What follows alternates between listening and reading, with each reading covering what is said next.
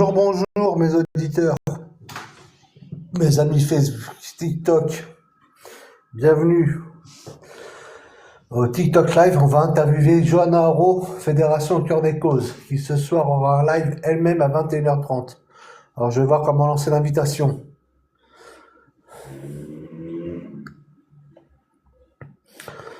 Voilà. Hop. Sachez que c'est mon deuxième live.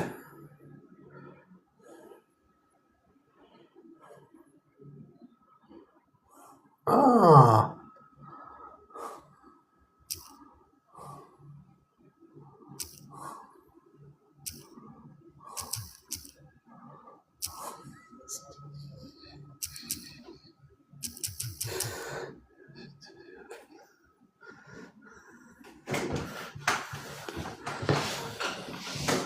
Allez. Et là, ce soir, ça du... Bon. C'est là demain, bientôt la fête, jour de l'an.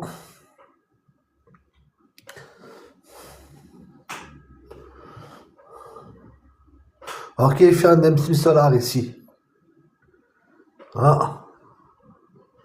MC Solar, bouge de là. La, la, la, la. Bouge de là. De dedans, je m'en sois tort. Bon, elle arrive.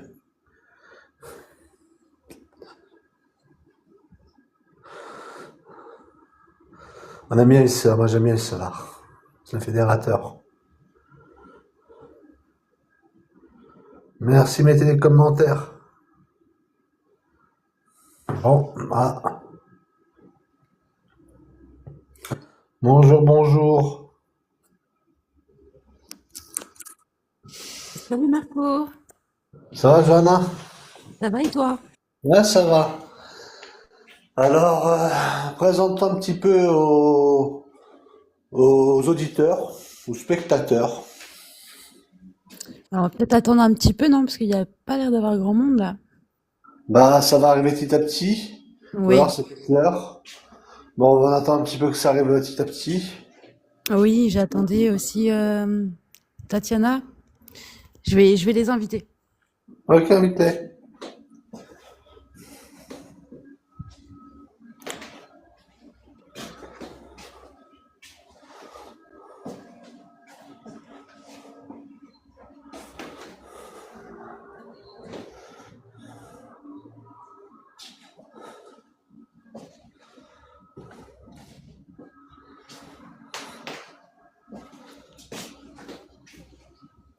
C'est bon, je suis là. Voilà. Donc, comment je fais pour les inviter? Ça y est, je l'ai fait. Ok, ok. Donc, t'as partagé un live. Je voudrais que les spectateurs partagent un petit peu pour nous faire un peu de pub. Oui, c'est mieux, oui. Ah, j'ai vu à 21h, ça marchait beaucoup mieux qu'à 18h. Ah, c'est Alors. sûr, ouais, c'est sûr.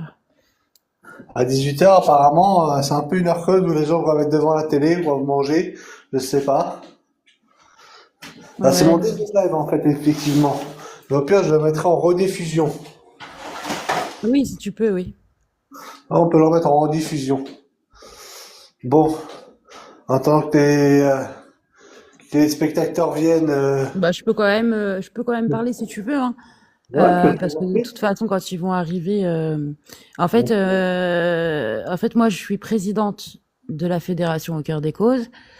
Et je suis pas la seule présidente. Il y a aussi un président qui peut pas être là aujourd'hui sur le live. Et on a deux vice-présidents, donc justement Rico et Tatiana, qui vont venir tout à l'heure nous rejoindre sur le live. Mais Rico a une histoire personnelle à raconter, et donc c'est pour ça qu'il va prendre la parole dans ton Ok. live. Alors la Fédération au cœur des causes, elle a pour but de défendre plusieurs causes sociales. On fait beaucoup le placement, l'aide sociale à l'enfance. Ça, c'est un sujet qu'on parle beaucoup en ce moment parce qu'il faut en parler, c'est important. Comme le dit son nom, l'aide sociale à l'enfance, en fait, c'est censé protéger les enfants. C'est la protection de l'enfance. Sauf que ce qui se passe, c'est que c'est pas du tout le cas. Ça détruit des familles, ça brise des enfants, des parents. Et il y a trop de choses qui sont encore ignorées par les Français. Et c'est dommage parce qu'il y a que les parents qui sont concernés aujourd'hui qui sont au courant de tout ce qui s'y passe. Donc on commence à en entendre parler beaucoup dans les médias, mais c'est vrai que les médias restent fermés à ce sujet. D'accord, Mais alors j'ai une question. À oui, l'époque, la majorité était à 21 ans, il restait placé jusqu'à 21 ans ou jusqu'à 18 ans? 18 ans. Ok. C'est un tort, hein, parce que du coup, ils peuvent pas passer de diplôme, trouver de l'HLM, c'est Alors compliqué, hein. ça dépend. Il y en a qui arrivent à rester jusqu'à 21 ans, mais on en voit d'autres à 18 ans, ils sont dehors. C'est ce qu'ils nous disent les Et, jeunes. et comment ils font pour rester jusqu'à 21 ans ou 18 ans? Comment pour rester jusqu'à 21 ans placé? Là, c'est pour ceux qui ont un contrat avec l'ASE ou quand l'ASE leur a trouvé du travail. Ah, d'accord.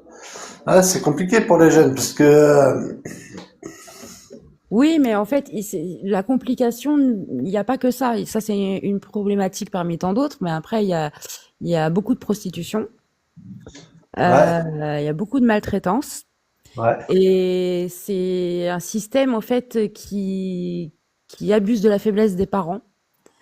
Parce qu'un enfant, quand il est placé, donc déjà, il faut voir les conditions, hein. Donc des fois, c'est préparé, on prépare l'enfant avant le départ. Mais il faut savoir qu'il y a des fois, c'est fait vraiment de force. C'est-à-dire que le parent s'y attend pas forcément, l'enfant non plus. Et ça peut être les forces de l'ordre qui viennent le chercher. Et donc, ça peut créer chez l'enfant et chez le parent un choc émotionnel. Parce que c'est le genre d'événement qui reste marqué. Et ça a des ouais. conséquences ensuite. Mais après, ce qu'on constate aussi, c'est que les parents, quand ils écrivent soit à l'ASE, soit au juge, eh bien, dans la plupart du temps, ils n'ont pas de réponse. Donc, qu'est-ce qu'on fait dans ces cas-là, quand on écrit et qu'on n'a pas de retour? C'est Bah, vraiment compliqué. ah oui. Ah oui, mais le problème, c'est un gros problème, l'assistance sociale à l'enfance. Surtout à l'heure d'aujourd'hui, c'est pas mal dénoncé, hein, tout ce qui s'est passé. Oui, oui, Les cas de oui. maltraitance, les cas de prostitution de jeunes mineurs, même de mineurs simplement. Et à l'époque, je sais pas, si c'était plus protégé ou alors on en parle plus. Ouais, mais il y a tellement de problématiques là-dedans. Il y a pas que ça, tu vois. La maltraitance, c'est sûr, il y en a, c'est une chose, et ça, on en parle. Mais il y a d'autres sujets où on n'en parle pas beaucoup. Il faut savoir aussi que un enfant, ça rapporte par mois 7 000 € à l'État, alors que un parent qui a un enfant chez lui, jamais on va lui donner 7 000 € pour élever un enfant. Et une famille Ouais, d'accueil va toucher entre 1 500 et 1 800 € par mois pour un enfant. Donc, ouais, où va le reste de l'argent? Parce que sur 7 000 €, si on donne que 1 500 à une famille d'accueil, où part le reste de l'argent? ouais. Et d'où tu as tes sources? Ah bah ça, il suffit de regarder partout ils en parlent partout, hein, même à la télé, dans les émissions. Les sources, tu les trouves aussi sur Internet, hein. Ah, ok, ok, je savais pas, je savais pas. Je pensais pas que c'était comme ça. Et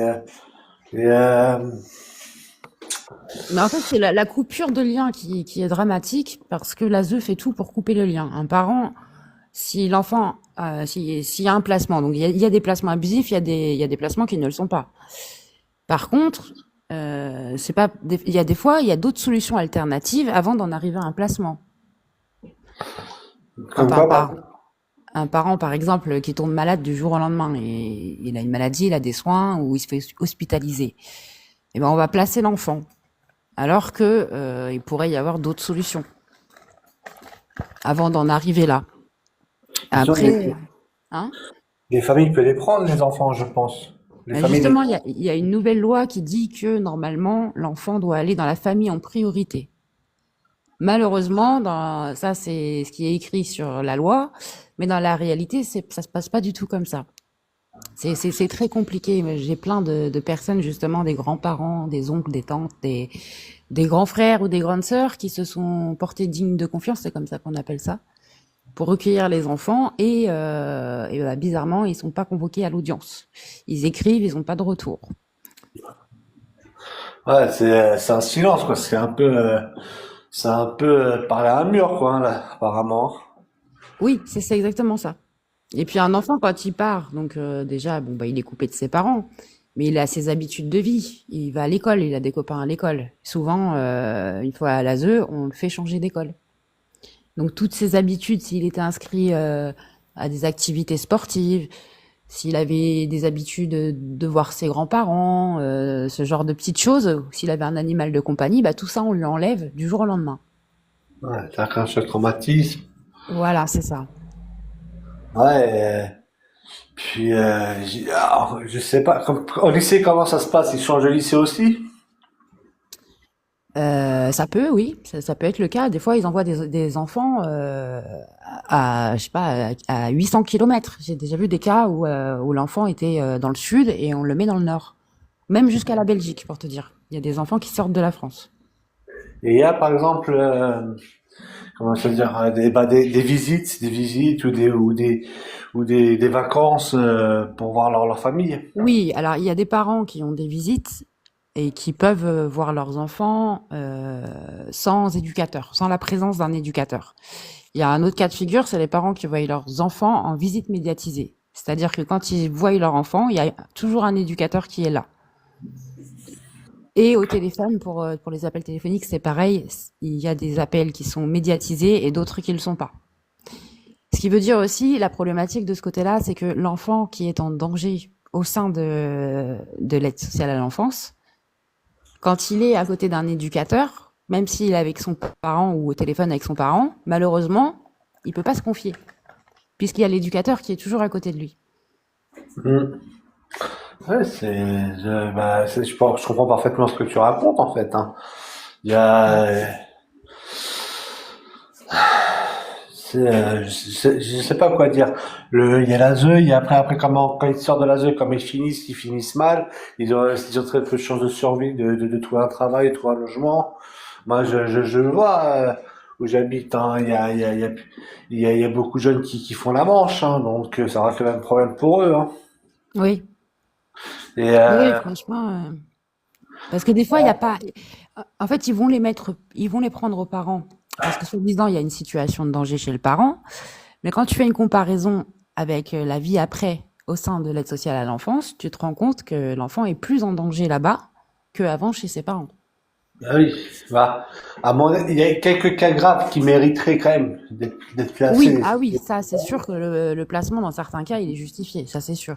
Mais après, je pense que le choc traumatisant qu'on vit à l'ASE, ça va être bouleversant à vie. Je sais pas s'il y a un suivi psychologique qu'on a à l'ASE. Alors les enfants, dans la plupart du temps, oui. Mais après, au niveau médical, c'est pareil. Ce qu'on constate aussi, c'est qu'il y a beaucoup d'enfants, quand ils rentrent à l'ASE, ils n'ont pas de dossier MDPH. Ils sont pas reconnus handicapés, rien. Et très vite, comme par hasard, quand ils rentrent à l'ASE, on va leur retrouver une pathologie, un handicap, et on va leur faire un dossier MDPH où on va leur donner un traitement. Et malheureusement, les parents, même s'ils ont l'autorité parentale, alors la loi dit que quand un parent a toujours l'autorité parentale sur son enfant, il doit être informé de tous les traitements médicaux ou les rendez-vous médicaux qu'a son enfant. Or, dans la réalité, c'est pas le cas. C'est-à-dire qu'on retrouve plein de parents qui ont l'autorité parentale et leurs enfants ont un traitement ou alors sont dans des centres spécialisés et les parents sont au courant de rien. Ouais. Alors, ce que je vais faire, je demande à tout le monde partage le live et il y a quelqu'un qui s'appelle William Oui, qui veut témoigner. Je peux l'inviter, ça te dérange pas? oui, oui, bien sûr, vas-y. Au contraire. Je vais essayer de l'inviter en tout cas. Je vais voir comment on va l'inviter. Hop. William. Je sais pas comment l'inviter, le problème. Tu appuies tout en bas, à gauche. Ok. Ah, c'est fait. Bonsoir, vous m'entendez bien? Bonsoir. Oui, oui, nickel. Moi je suis venu parce que je sais pas hein, comment ça se fait, j'ai connecté le TikTok, j'ai vu il y avait ce live là, je sais pas, j'ai cliqué. C'est vraiment un pur hasard hein, parce que je vous connais pas tous les deux. Moi je suis assujetti en fait à une première mesure de placement qui a eu lieu en avril 2025, qui a été prolongée au mois de novembre 2025. Et là, en fait, il m'est arrivé une dinguerie.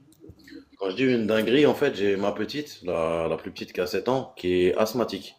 Donc, du coup, en fait, ça fait plusieurs fois qu'elle faisait des crises d'asthme et que au niveau de l'AMEX, là où elle est, donc la maison d'enfants à caractère social, il la Oui. soignait quasiment pas avec du Doliprane ou autre. Donc, ça commençait à devenir compliqué. Le pire dans cette histoire, c'est que malheureusement pour moi, en fait, à l'endroit où ils récupèrent les enfants, mon téléphone n'a pas voulu en fait émettre. C'est-à-dire que je pouvais appeler, mais ça ne sonnait pas au niveau du 15 et au niveau du 18. Donc quand l'éducatrice est arrivée, quoi, 2 minutes après, parce que ma petite a fait une crise de panique en plus d'une crise d'asthme, parce qu'elle veut pas du tout rentrer à la Mex, mais ça je vais vous expliquer après pourquoi. Bah, il s'est avéré que l'éducatrice a vu les choses, hein. Mais j'ai eu tout un tas de notes du 8, du 10, du 17, du 19, totalement contre moi en fait, par rapport à la juge, avec aucun truc contradictoire. Donc du coup, la juge en fait a décidé de me sucrer en fait mes droits d'hébergement. J'avais des droits d'hébergement du mardi au mercredi et un week-end sur deux. Donc bah, pour mes filles, c'était quand même une bouée de sauvetage parce que je leur ai mis un jalon psychologique en leur disant vous êtes pas vous êtes pas en foyer, vous êtes en internat, vous rentrez toutes les semaines. Donc là-dessus, j'ai trouvé ça grotesque parce que ils ont instrumentalisé la parole de la petite. Moi, étant moi-même asthmatique, je ne laisse pas mon enfant toute seule avec des médicaments et encore moins se tromper dans ses médicaments. Même si elle est autonome ou quoi, les médicaments, c'est à côté de moi, c'est à heure fixe, il y a une alarme sur mon téléphone. Donc voilà. Donc moi, je l'ai jamais entendu dire qu'elle s'était trompée et qu'elle avait pris du Sérétide à la place de la Ventoline. Et en même temps, le Sérétide c'est rose, la Ventoline c'est bleu. Même pour un enfant, hein, c'est pas compliqué. Mais bon, Ouais. passons. Donc dans les notes, en fait, j'ai eu des notes de danger psychique, de danger lié à son état de santé, parce que soi-disant la mineure prenait seule ses médicaments. Ils lui ont enlevé la chambre d'inhalation, chose que moi je voulais pas, mais à l'hôpital, en fait, bah, clairement, ils ont vu hein, que elle avait des problèmes pour prendre ses médicaments. Donc comme moi je leur ai expliqué, je leur ai dit, excusez-moi, même si j'ai l'autorité parentale, à la MEX, ils font bien ce qu'ils veulent. Donc je leur ai expliqué qu'elle avait fait déjà plusieurs crises et qu'ils l'avaient pas soignée, qu'elle était déjà revenue avec les lèvres violettes, mais qu'au final, bah, ils avaient strictement rien fait. Donc c'était très compliqué. Là, ce qui se passe, bah, c'est que réellement, hein, ils ont fait ça le 17, juste avant Noël. Donc ils ont privé mes enfants de Noël et en gros, bah, je serais un danger, en fait, littéralement pour mes enfants. Et j'ai voulu monter ou quoi, parce que tu expliquais un truc par rapport à la MDPH. Et Oui. justement, en fait, j'ai peur qu'ils se mettent à faire ça. Parce que bah, on sait très bien qu'un enfant placé rapporte entre 8 à 9 000 euros par mois au conseil départemental. Mm. Pour la MEX, l'endroit où ils sont, c'est 150 euros par jour et par enfant. Donc ça fait approximativement 9 000 euros par mois. Donc ça fait quand même énormément d'argent. Et moi, dans les motifs de placement, alors je vais pas voilà, énumérer ma vie ou quoi que ce soit, mais en fait, ce qui est écrit, c'est des défaillances maternelles.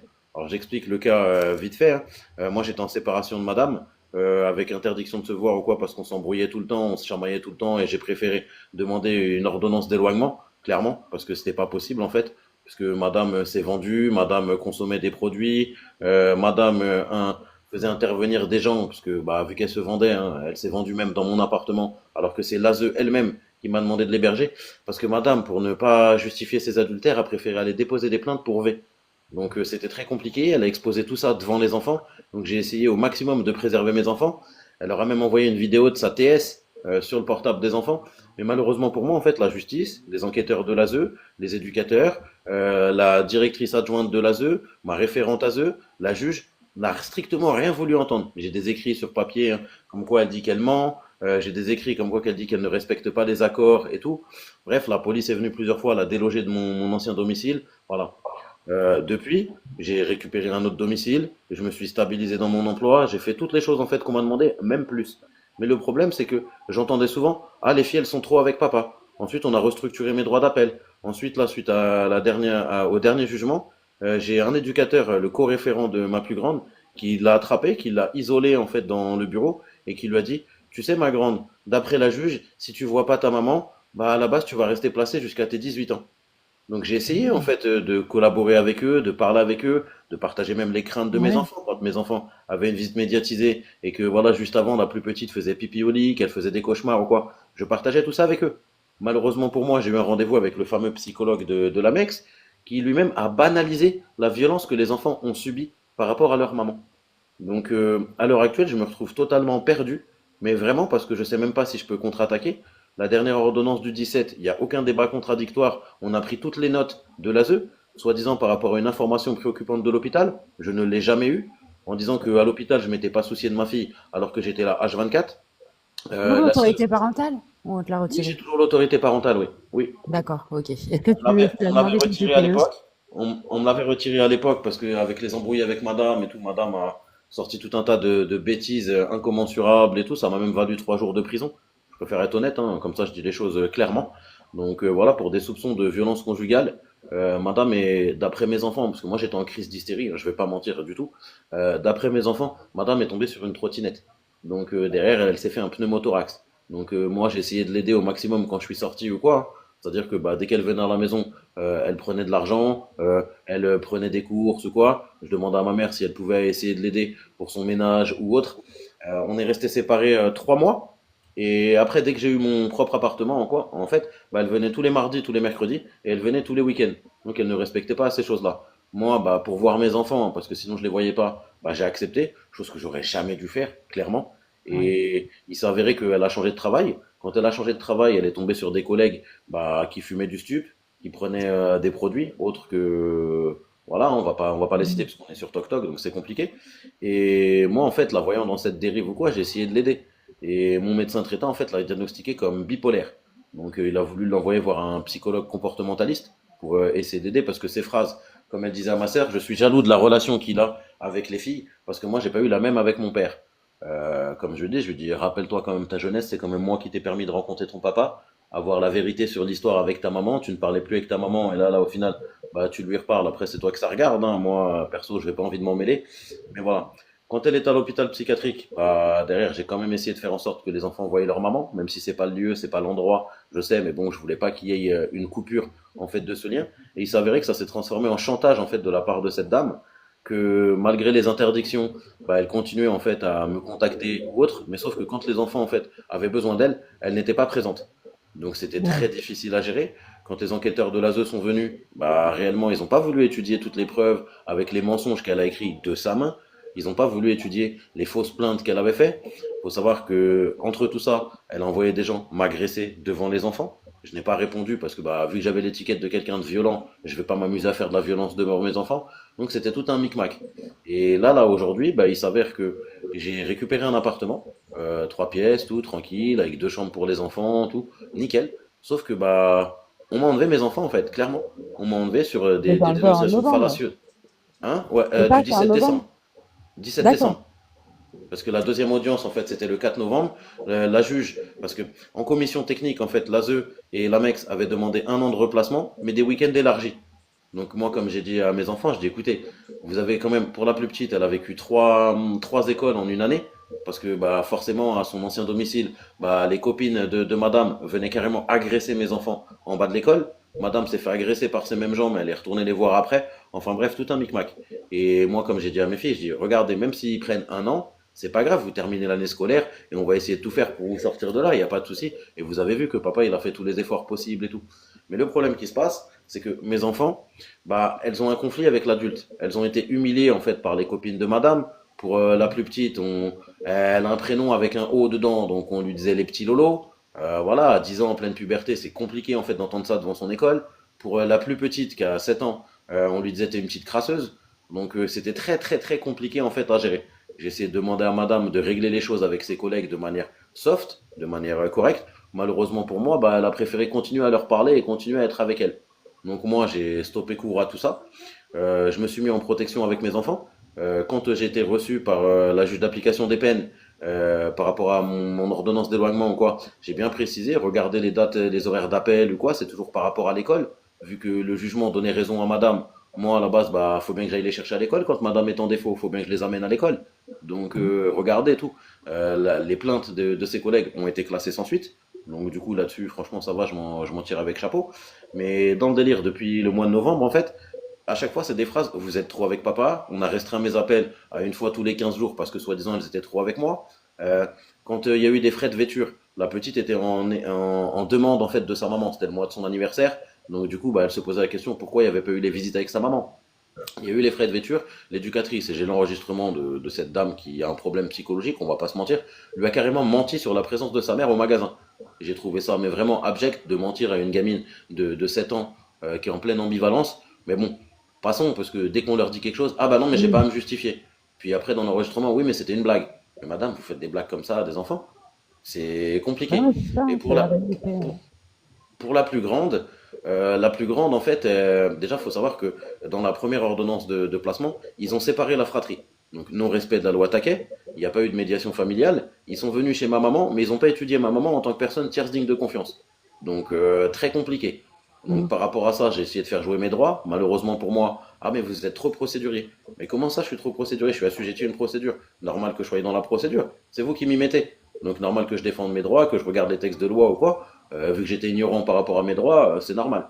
Et par rapport à tout ça, bah, j'ai fréquenté quelques lives TikTok où à la base je suis tombé sur des gens qui avaient des méthodes pas spécialement agressives, mais qui voilà avaient l'habitude de ces choses-là. Et moi, ça m'a fait peur en fait d'aller déposer tout un tas de plaintes, d'aller voir le procureur de la République ou quoi. J'avais vraiment peur qu'on me prenne mes droits. Et au final, je me dis que maintenant, en fait, j'aurais dû, parce que avant le deuxième jugement, bah clairement, en fait, toutes les notes étaient négatives à mon encontre.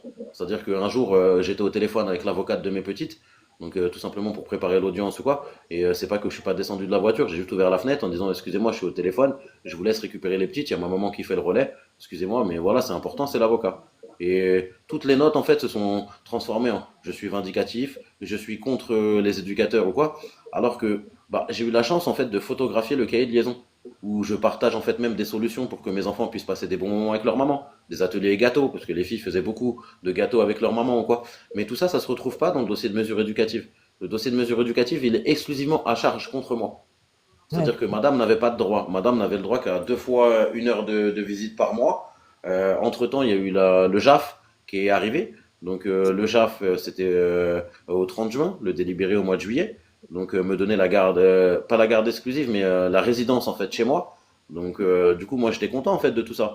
Mais eux, en fait, bah, vu qu'ils voulaient à tout prix récupérer les enfants, on se demande pourquoi d'ailleurs, parce que j'ai eu plusieurs éducateurs qui m'ont dit clairement, vous auriez été une femme, on vous aurait rendu vos enfants. Donc j'ai pas spécialement compris. Un autre éducateur qui me dit, mais je comprends même pas ce que vos enfants font là, parce qu'elles sont très bien. Donc c'était très compliqué. Et là, vis-à-vis de l'hôpital, la petite s'est exprimée vis-à-vis de la psychologue en lui disant que bah, elle était fatiguée, qu'elle ne voulait pas spécialement voir sa maman. Donc bah, derrière, hein, moi, je lui dis quoi, bah, prends mon téléphone, appelle ton foyer, comme ça au moins, voilà, ils verront que je t'ai pas instrumentalisé ou quoi, mais c'est toi qui parles toute seule, quoi. Je l'ai responsabilisé un peu. Mais ça, on me l'a reproché aussi, en disant que bah, à la Mex, là où elle était, elle ne refusait pas les visites. Chose Mais qui est totalement fausse, parce que c'est où la Metz? C'est quel département? 21, Le Côte d'Or. 21. D'accord. Voilà. Et là, en fait, il s'avère que à chaque fois qu'on essaye de communiquer avec ces gens-là, dès que ça va pas dans leur sens, bah, on se prend des salves, pas d'insultes, mais genre j'ai eu la directrice par rapport à l'hôpital, parce que vu que j'ai 2 enfants, il fallait bien que de base je gère la situation d'urgence pour être présent la nuit avec la plus petite et que la grande soit avec sa grand-mère ou reste à l'Amex. Ça aurait pu être possible. Mais quand j'ai demandé à l'éducatrice, elle n'a fait circuler l'info à personne. Et arrivant le vendredi soir ou quoi, on me mettait déjà des coups de pression pour que j'aille chercher la plus grande, alors que le planning prévoyait 18h. À 17h30, on me disait déjà que je respectais pas le planning, que j'étais un mauvais papa, que la pression que je mettais sur mes enfants, elle était énorme ou quoi. Alors que depuis le départ, moi je vais pas mentir. Au début, oui, je vais vraiment pas mentir. Au début, oui, j'étais totalement contre la mère. Pourquoi? Parce que bah, sortie d'acide psychiatrique, tout ce que je vous ai énuméré ou quoi, mes enfants avaient Ouais. peur, mais réellement peur. On évoquait juste ne serait-ce que le souvenir de leur maman, elle tremblait, elle se mettait à pleurer. Donc c'était très difficile. J'ai pris le temps. La plus grande voulait déposer plainte contre sa mère ces derniers temps. Au final, j'ai réussi à lui faire comprendre que la juge l'avait écarté et qu'il n'y avait pas besoin de déposer plainte. Erreur que j'aurais jamais dû faire. Parce qu'au final, après, on lui a mis dans la tête que si elle allait déposer plainte, elle ravivait le conflit parental et que bah, c'est papa en fait qui lui demandait d'aller déposer plainte. Vous voyez ce que je veux dire? Ah oui, Donc ouais, moi, on va me rappeler une violence conjugale qui n'existe pas, qui n'a pas été constatée ou quoi que ce soit, mais qui a été jugée. Donc derrière, pas que je suis pas misogyne ou quoi que ce soit, mais j'ai l'impression que la justice, elle est beaucoup en faveur des femmes, malgré tout ce que je vous ai dit. J'ai même apporté au dossier des preuves qu'elle se renseignait pour aller se vendre en Suisse. Donc voilà, elle a reconnu elle-même s'être vendue dans mon appartement, s'être vendue dans le sien. Voilà, j'ai mes enfants qui l'ont vue avec un monsieur et une dame en train de, voilà, on va dire ça comme ça. Donc très compliqué en fait. Et j'ai essayé de mettre des choses en place. Mais à chaque fois en fait que j'ai essayé de mettre des choses en place, que je me suis retrouvé face à des professionnels ou quoi que ce soit, et bah à chaque fois en fait ma parole elle était minimisée. Tout ce que disaient mes enfants c'était faux et devant moi elles n'ont pas le même discours ou quoi. Et là j'ai l'impression en fait d'avoir perdu totalement le contrôle parce que quoi que je dise ou quoi que je fasse, là déjà j'ai fait appel pour l'ordonnance. Mais l'appel c'est 6 à 9 mois. Ouais, Donc du coup, bah mes enfants, c'est compliqué. Mon avocate, bah réellement, hein, on a l'impression qu'elle est corrompue et qu'elle est totalement en discours partagé avec l'ASE. Quand je lui apporte mes preuves ou quoi, elle les donne pas au dossier. Donc très compliqué. ouais. Ils sont Le, tous le corrompus lundi, par là-bas. rapport à l'hôpital, je suis parti au niveau du greffe pour pouvoir donner ma version des faits et tout, détaillée et tout ça. Au niveau du greffe, on n'a pas voulu la prendre. On m'a fait carrément sortir avec la sécurité du tribunal. Donc limite, j'ai l'impression que je pourrais jamais récupérer mes enfants en fait. T'as essayé de faire des courriers? Ah, j'ai essayé de faire des courriers, mais quand j'écris un courrier à la juge, je suis trop procédurier, je suis trop porté sur la procédure, et elle en a marre de recevoir mes courriers parce que, en me renseignant sur mes droits, j'ai demandé en fait clairement le projet de retour à domicile, ce qu'on appelle vulgairement le PPE, le projet pour l'enfant. Je Oui. l'ai pas eu. Donc Ouais, bah, derrière, ça, depuis qu'elles sont placées au mois de mai, je n'ai eu aucun PPE. Premier ouais, point. bah, là, déjà, c'est un Deuxième. bon point alors pour toi, parce que Ah bah justement, oui, mais par rapport à la juge, elle s'en fout. Réellement. ah ouais, Parce que c'est une juge de remplacement. Au départ, j'ai eu une première juge qui me faisait confiance, qui m'a donné des droits de garde élargis, tout ça et tout. Voilà, tranquille. Donc moi, j'étais content. Après, derrière, ils ont galéré à me verser la CAF. Comme je leur ai dit, moi, j'ai pas spécialement besoin de la CAF, mais apparemment, c'est un droit. Donc oui, ça va mettre du beurre dans les épinards et ça va me permettre aussi bah, de mettre de l'argent de côté pour prendre un autre appartement. Donc je l'ai eu, mais je l'ai eu au mois d'août. Donc voilà, c'était compliqué à mettre en place. Et là, ces derniers temps, comme j'ai expliqué aux éducateurs, en sortie d'audience, on m'a dit texto, ah, vous avez mal été défendu par votre avocate, on pensait que vous allez récupérer vos enfants, mais vous deviez quand même en avoir marre de faire notre travail. J'ai dit, écoutez, madame, c'était l'éducatrice référente, qui a 24 ans, qui a pas d'enfant, et qui est d'une confession, on va dire, socio. Voilà, on va dire ça comme ouais, ça. Pas pour, voilà, mais on voit très bien que ces gens-là, en fait, ont des méthodologies bien particulières pour casser l'enfance. Je c'est me ça. base exclusivement sur quoi? Sur le podcast des accords de ton roto. Je sais pas si vous avez lu ce podcast-là, mais ça m'a fait comprendre qu'on était là pour casser la famille depuis le départ. Oui, Et malheureusement pour moi, bah clairement moi depuis le départ, je leur ai dit que je n'avais pas le droit de communiquer avec madame. Mais eux-mêmes en fait, ils l'écrivent nulle part. Et là dans les dernières ordonnances, ça m'a fait mourir de rire. Pas les ordonnances, pardon, les soins transmis, ça m'a fait mourir de rire parce qu'on impute des propos à ma plus grande qui elle est en totale aberration vis-à-vis de sa maman et pourtant Dieu seul sait les efforts qu'on a mis en place ou quoi, elle va quand même aux visites parce que bah ce qu'on lui a dit qu'elle resterait placée jusqu'à ses 18 ans, bah, je lui ai dit c'est pas grave, prends les visites en compte, quand ça va pas ou quoi, on en parle, t'inquiète pas, de toute façon j'ai toujours des droits, et à chaque fois que tu la vois, on se voit après. Donc ne t'inquiète pas, il n'y a pas de souci. Mais au final, bah non. Et là, en gros, de ce qui est écrit, ils m'ont enlevé tous mes droits pour enrayer en fait mon omniprésence. Voilà. ah oui, Donc, d'accord. Carrément. c'est très compliqué à vivre, mais je vais pas mentir. C'est dur parce que l'hospitalisation de la petite. Là, je viens de recevoir un courrier du CHU. Soi-disant, le CHU a fait une information préoccupante. Je ne sais pas si vous êtes calé en droit ou quoi que ce soit, Un mais peu, oui. les informations préoccupantes, normalement, elles sont portées au dossier de mesure éducative. On est Oui. d'accord. La petite est sortie le 10 décembre de l'hôpital. Donc derrière, là, on est quasiment au mois de janvier. Il n'y a eu aucune information préoccupante qui est portée au dossier. Donc ça me pose problème.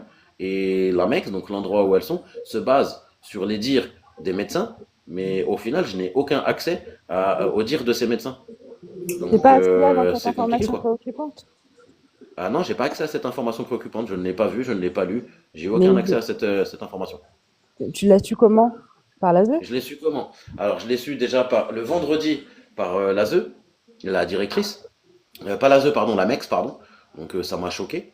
Parce que, bah, réellement, s'il y avait une information préoccupante et que j'étais un danger pour mes enfants, bah, on me les aurait pas rendus. Et dans les rapports, là, les soins transmis, ils disent qu'ils n'ont pas pu me rendre, pardon, je ne vais pas dire le prénom de la petite, mais la petite, le 6 et 7 parce que c'était mes droits de garde. Mais par contre, ils me l'ont rendu le 9-10 alors que c'était mes droits de garde aussi. Donc ça se contredit en fait en permanence. Et Ouais. là, moi, ça me pose problème parce que la juge de remplacement, je vais pas l'insulter ou quoi que ce soit, mais on a l'impression que c'est une arriviste qui a besoin d'avoir un maximum de dossiers, voilà, bien sous tout rapport et tout. Mais là, depuis le 25 septembre, avant la deuxième audience, ils ont reconnu que la procédure était bancale. Le non-respect de la loi Taquet, le non-respect de la médiation familiale, le non-respect de l'étude de personnes tierces dignes de confiance, le non-respect de la séparation de la fratrie. Et moi, ma plus grande, elle était bien dans la MDE où elle était. Elle était dans un lieu de vie. Toujours dans le 21, hein, pareil. Mais elle était vraiment bien. Elle avait sa propre chambre. Elle avait gardé son école parce qu'il voulait pas la perturber ou quoi. Donc c'était parfait. Et l'erreur que j'ai faite, en fait, c'est quoi? C'est de demander à réunir les deux. Parce que depuis, bah, c'est compliqué. Faut savoir que les petites, bah, à un moment donné, elles m'ont rapporté des faits qui sont d'une extrémité vraiment assez virulente. Je cite, hein, on m'a privé de repas, on m'a enfermé dans le noir parce que j'ai dit que la salade, je m'en fous et que j'en avais marre d'en manger. Je dis, ok, d'accord, t'as été insolente, mais de là de priver de repas, c'est interdit. Donc, premier mauvais point. Il y a eu des défauts de soins, avec les preuves hein, que l'éducatrice voulait venir à 22 heures chez moi pour pouvoir apporter des médicaments. Je dis, non, mais c'est bon, je suis un papa qui gère, j'ai le double des médicaments à la maison, donc ne vous inquiétez surtout pas. Ensuite, il y a eu le fait que quand elle est fait pipi au lit, je l'ai renseigné, j'ai bien dit que c'était par rapport à la visite de sa maman, tout ça et tout. Ils n'ont pas changé les draps. Ils m'ont dit qu'ils étaient à trois à venir même renifler le lit. Donc je me suis énervé, je vais pas mentir, je vais dire mais vous êtes des chiens pour renifler un lit si on vous dit que l'enfant il a fait pipi. À la base, à 7 ans, dans une Mex, on boit pas de coca, donc l'urine il est clair, l'urine il sent pas, et vous avez été prévenu le mercredi, et la petite elle est rentrée chez moi le mardi soir. Donc déjà ça a eu le temps de sécher, Ah mais oui. quand je vous ai eu le dimanche au téléphone, bah au final non, vous avez toujours pas changé ses draps le dimanche. Donc je comprends pas. Ensuite, il y a eu un fait vraiment plus grave qui a été rapporté par ma plus grande, l'éducateur masculin qui se permet de rentrer dans les douches des petites filles. Ça, c'est vraiment quelque chose que je ne supporte pas. Elles ont fait un signalement au 119.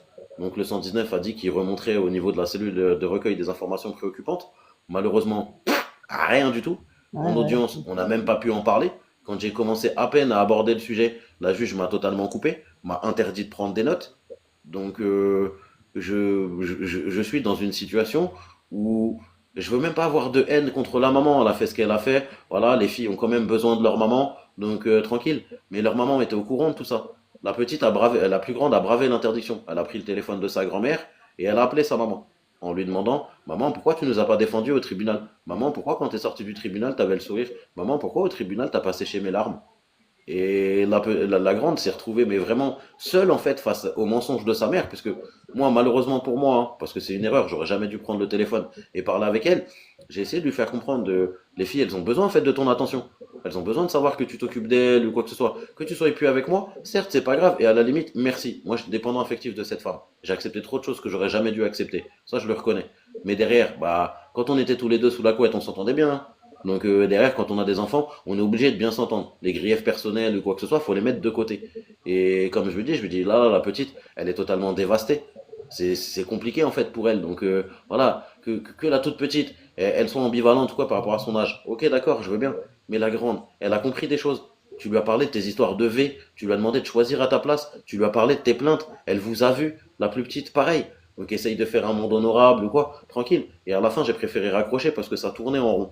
Et là, ces derniers temps, bah, quand ils ont fait en sorte que la maman vienne à l'hôpital, parce que dès que il y a eu ces trucs-là, moi j'ai dit directement appelez la maman s'il vous plaît, parce que la petite, elle a l'habitude d'avoir sa maman quand elle est à l'hôpital. Elle avait déjà fait une crise d'asthme et tout, donc moi je pensais qu'il y aurait pas de problème en fait à ce que la maman soit là. Malheureusement, vu que c'est médiatisé, apparemment, bah même autorité parentale, même machin ou quoi, bah fallait que ça soit toujours médiatisé. Donc très compliqué pour faire un relais et essayer de gérer les choses bien, mais ils m'ont tendu un piège. Parce que d'un côté, il me demandait d'être présent pour la grande et d'un autre d'être présent pour la petite.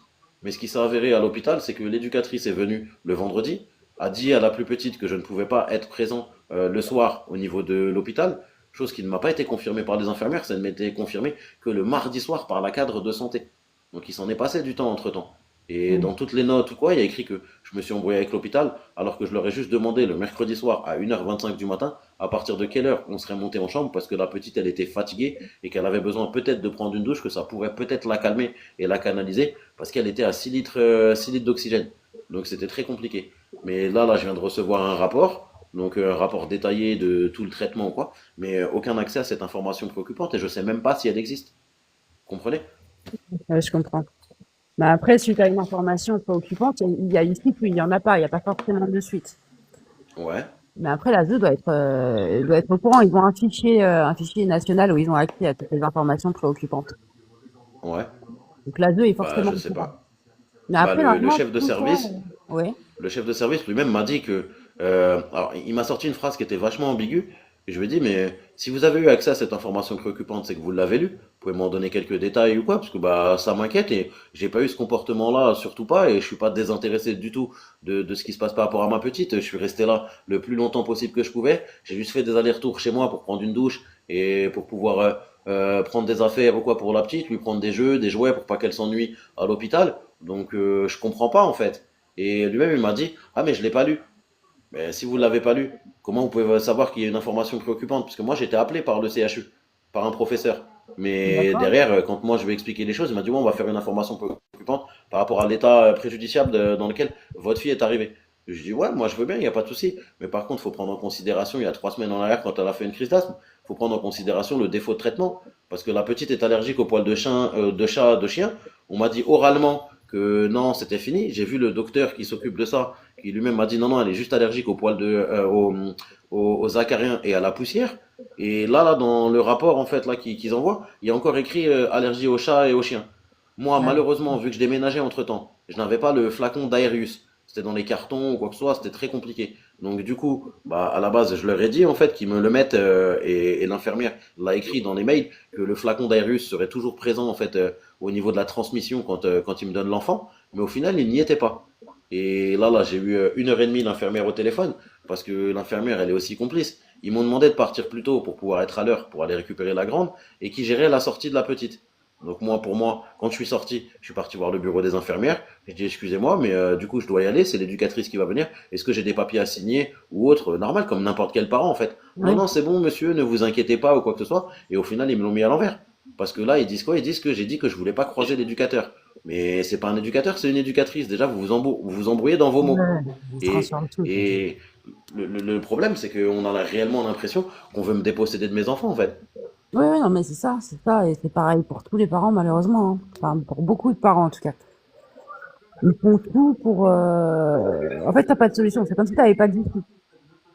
Tout va se C'est ça, retourner contre toi, tout le temps. c'est ça. En fait, je pense que c'est tous ces faux témoignages qui ont dû jouer contre toi, en fait. Bah, c'est Je surtout qu'il n'y a pas pense. eu de contradictoire. Même quand le contradictoire est possible, genre en audience, moi, comme j'expliquais, je dis j'ai été consulté le dossier de mesure éducative. J'ai même pas dit ouais, la mère n'a pas été le faire parce que bon, je savais très bien que j'allais passer pour conflictuel et dans le conflit permanent avec madame, donc j'ai pas voulu la citer dans tout ça. Mais comme j'ai dit, je dis dans les rapports qu'il y a, en fait, c'est que des choses qui sont fallacieuses. Je dis le seul problème qu'il y a, c'est quoi? C'est que mon seul témoin, c'est ma maman. Et vu que c'est quelqu'un de ma famille, en fait, vous allez pas le prendre en compte. Donc c'est quand Ouais. même vachement paradoxal. Et quand je vous demande la présence d'un tiers neutre en fait dans chaque rendez-vous ou quoi, vous me refusez en fait le tiers neutre. Donc Ouais, je fais ça fait comment en une fait pour avoir un obligation, témoin? ça. Ah bah oui, Ouais, mais à chaque tout fois à fait, tout à c'était fait. compliqué. À chaque fois. Ce soir, j'ai prévu un live à 21h30 sur mon TikTok à moi, par contre, Ouais. où justement, je vais parler de tout ce qui est loi, tout ce qui est bon à savoir, en fait, Ouais, mais je vous ai follow, ouais. avec les démarches et tout. Ouais. Bah, au niveau Même des là. démarches, j'ai essayé d'entreprendre le défenseur des droits. J'ai contacté la direction générale des affaires sociales. J'ai laissé un recommandé au président du conseil départemental, parce que c'est quand même lui le responsable, hein, parce qu'il Oui. délègue à l'ASE, puis l'ASE délègue à l'AMEX. Donc voilà. Mais au final, pour l'instant, j'ai toujours pas de réponse. Et moi, le seul problème qui s'avère là, c'est que j'ai l'impression que par rapport à la petite, bah, c'est eux en fait qui provoquent ces crises, parce que eux-mêmes, ils ont retiré la chambre d'inhalation alors qu'à l'hôpital, en fait, bah, eux-mêmes, ils l'ont remise. Et ils m'ont dit, et vous, par rapport à vous? Je dis, moi, j'en ai une à la maison. Donc, j'ai pas de souci par rapport à ça, mais je vais la laisser à l'Amex, puisque au final, bah, ils l'enlèvent. Et derrière, là, ces derniers temps, même l'infirmière, elle va pas témoigner avec moi, hein, parce que bon, bah, c'est témoigner contre son employeur. Mais même l'infirmière, hier, je suis resté 1 heure et demie avec elle au téléphone, et elle me disait qu'elle est vachement peinée, parce qu'elle m'a fait une attestation au précédent jugement, comme quoi que j'étais surinvesti, en fait, sur le traitement de la petite et tout. Moi-même étant asthmatique, comment voulez-vous que je me trompe sur des traitements ou quoi que j'ai pris pendant des années et Oui, des années? déjà, ouais. Bah oui, Elle t'a fait et une on a l'impression qu'on peut attestation, pas se déjà. défendre. Hein? Elle t'a fait déjà une attestation. Ouais, ouais, elle m'a déjà fait une attestation, comme quoi que la communication qu'on avait avait permis de fluidifier les choses par rapport à la petite. La petite, elle avait des molluscomes. Sa maman n'avait pas donné les ordonnances ou quoi, donc il a fallu que je retourne chez la dermatologue. J'ai lutté pendant un mois avec la petite pour lui faire comprendre que l'homéopathie c'était important pour les molluscomes et tout, parce qu'à un moment donné, elle en avait carrément sur les paupières. Donc c'était très compliqué pour elle. Elle adore l'eau, donc elle ne pouvait plus aller à la piscine. Donc elle adore les bains, pareil, elle pouvait plus prendre de bain parce que bah forcément c'est contagieux et tout. Donc c'était très complexe. Et là par rapport à la plus grande, moi je vais pas mentir, Alors, je parle sous suspicion, on va dire ça comme ça. Je préfère ne pas affirmer les choses, mais je connais mon enfant. Et quand Oui. je l'ai ramené sur son lieu de vie le 17, il savait très bien, parce qu'ils avaient fait toutes les ordonnances, il savait très bien qu'ils avaient demandé à ce que mes enfants restent là-bas et que j'aie plus de droits. Il le savait pertinemment. Et le regard de ma fille, quand elle a croisé ce fameux éducateur qui rentre dans les douches, m'a glacé le sang. Mais quand je vous Ah dis oui. m'a glacé le sang, voilà, j'ai l'impression qu'il s'est passé plus. Et j'ai l'impression que ces derniers temps, en fait, bah, vu que ma fille a beaucoup parlé avec le 119, elle a fait quand même 3 signalements, hein, c'est pas rien. Ouais. Bah, au final, j'ai l'impression qu'on veut instrumentaliser sa parole. Parce que elle, dans les séances psy qu'on fait ensemble, donc séances psy, hein, c'est simple, hein, c'est avec des jeux de rôle, c'est le calendrier, enfin la roue des émotions, enfin vous voyez, des jeux pour Oui, enfants oui. en fait. Voilà. Bah, au final, à chaque fois, elle commence à se libérer de plus en plus. Et là où je l'avais libérée de la colère de sa maman, c'est que dans son premier internat où elle était, sa mère a loupé énormément d'appels. Donc moi, qu'est-ce que j'ai fait? Je dis, ben, si c'est par rapport à ça que tu t'es enfermé, que tu t'es isolé et que tu as eu de la jalousie par rapport à ta petite sœur et la relation avec maman, que tu as même demandé à ta petite sœur de ne pas aller en visite ou quoi, chose qui est réécrite dans les rapports, bah à la base, moi, je préfère que on en parle avec les éducateurs, que les éducateurs voient à recontacter ton ancien internat, savoir s'il y a eu des mails comme quoi maman, bah c'est bien justifié qu'elle ne pouvait pas assister aux appels ou quoi. Et là, j'ai la petite, enfin la grande qui s'est mise en surprotection vis-à-vis de moi et en me disant mais papa, quand à la base en fait nous on t'avait pas tous les soirs, on t'avait à 20 h, pourtant moi je suis cuisinier, donc pourtant à 20 h t'es toujours en plein service. Je dis oui mais je me suis arrangé avec le chef pour qu'à 20 h je puisse sortir 5 minutes et vous appeler. Je dis les gens ils sont humains, hein, tu sais ma grande, hein, donc il y a pas de souci là-dessus. Elle me dit mais pourquoi maman elle a pas fait pareil? Je dis ça je peux pas répondre à ta place. Et le problème, vu qu'elles ont subi énormément de pression de la part des adultes, les enfants elles ne supportent pas le conflit avec l'adulte. Et ces derniers temps, ce qu'elle disait, c'est on n'ose pas parler devant eux, parce qu'à chaque fois qu'on dit quelque chose devant eux, ça se retourne toujours contre toi. Oui, c'est ça, l'enfant il est complètement coincé en fait. Parce C'est que vrai. C'est ça, il n'y a aucun moment où il peut parler, il est c'est toujours en ça, présence d'un éducateur. Ouais. c'est ça. Et J'ai le l'impression problème qu'on se dans tout ça, débrouille c'est quand même pas que, mal en fait, hein. bah, même Surtout quand pour elles dire ont la voulu vérité. appeler leur avocat pour la dernière audience, l'avocat, elles ont dû l'appeler dans le bureau du chef de service, soi-disant au prétexte que les lignes étaient cassées. Ah C'est ouais, bizarre, ouais, c'est c'est bizarre. bizarre. T'as fait un Et moi, on m'a signalement au privé de procureur? communication. T'as Hein. fait un signalement au procureur? Bah non, parce que au final, quand j'ai voulu aller au niveau des trucs du procureur et tout machin, le tribunal, la sécurité du tribunal, elle m'a sorti Ouais, carrément. faudrait que tu fasses un courrier au procureur de la République, mais je pourrais t'aider si tu veux. Ouais, je veux bien. À te rédiger un modèle avec les articles de loi et tout ça. Ouais. Après, tu peux peut-être aussi te porter plainte contre les éducateurs de la MEX. Oui, oui, Mais oui, ton signalement, en tout cas, s'il va au 119, ça ira pas loin. Il faut que ça tombe bah directement et il faut que tu aies une c'est ce que preuve. je me Donc, suis rendu compte. Le 119, ça sert strictement, mais vraiment à rien. On nous fait tout non. un charabia comme quoi que l'enfant, la parole de l'enfant est prioritaire ou quoi. Mes enfants se sont exprimés, ça a strictement rien changé. Et au final, ça s'est empiré même. Ouais. Ouais, Donc moi, ce que je t'invite à faire, c'est faire. Alors, il y a certains procureurs, tu peux leur faire par email. Je te conseille de lui oui, faire par email, comme ça, tu gardes une oui, trace. oui, Et de lui faire un recommandé, pour pas qu'on oui, dise que le courrier s'est perdu, tu vois. oui, Donc déjà, ça, c'est la première chose par rapport au signalement. oui.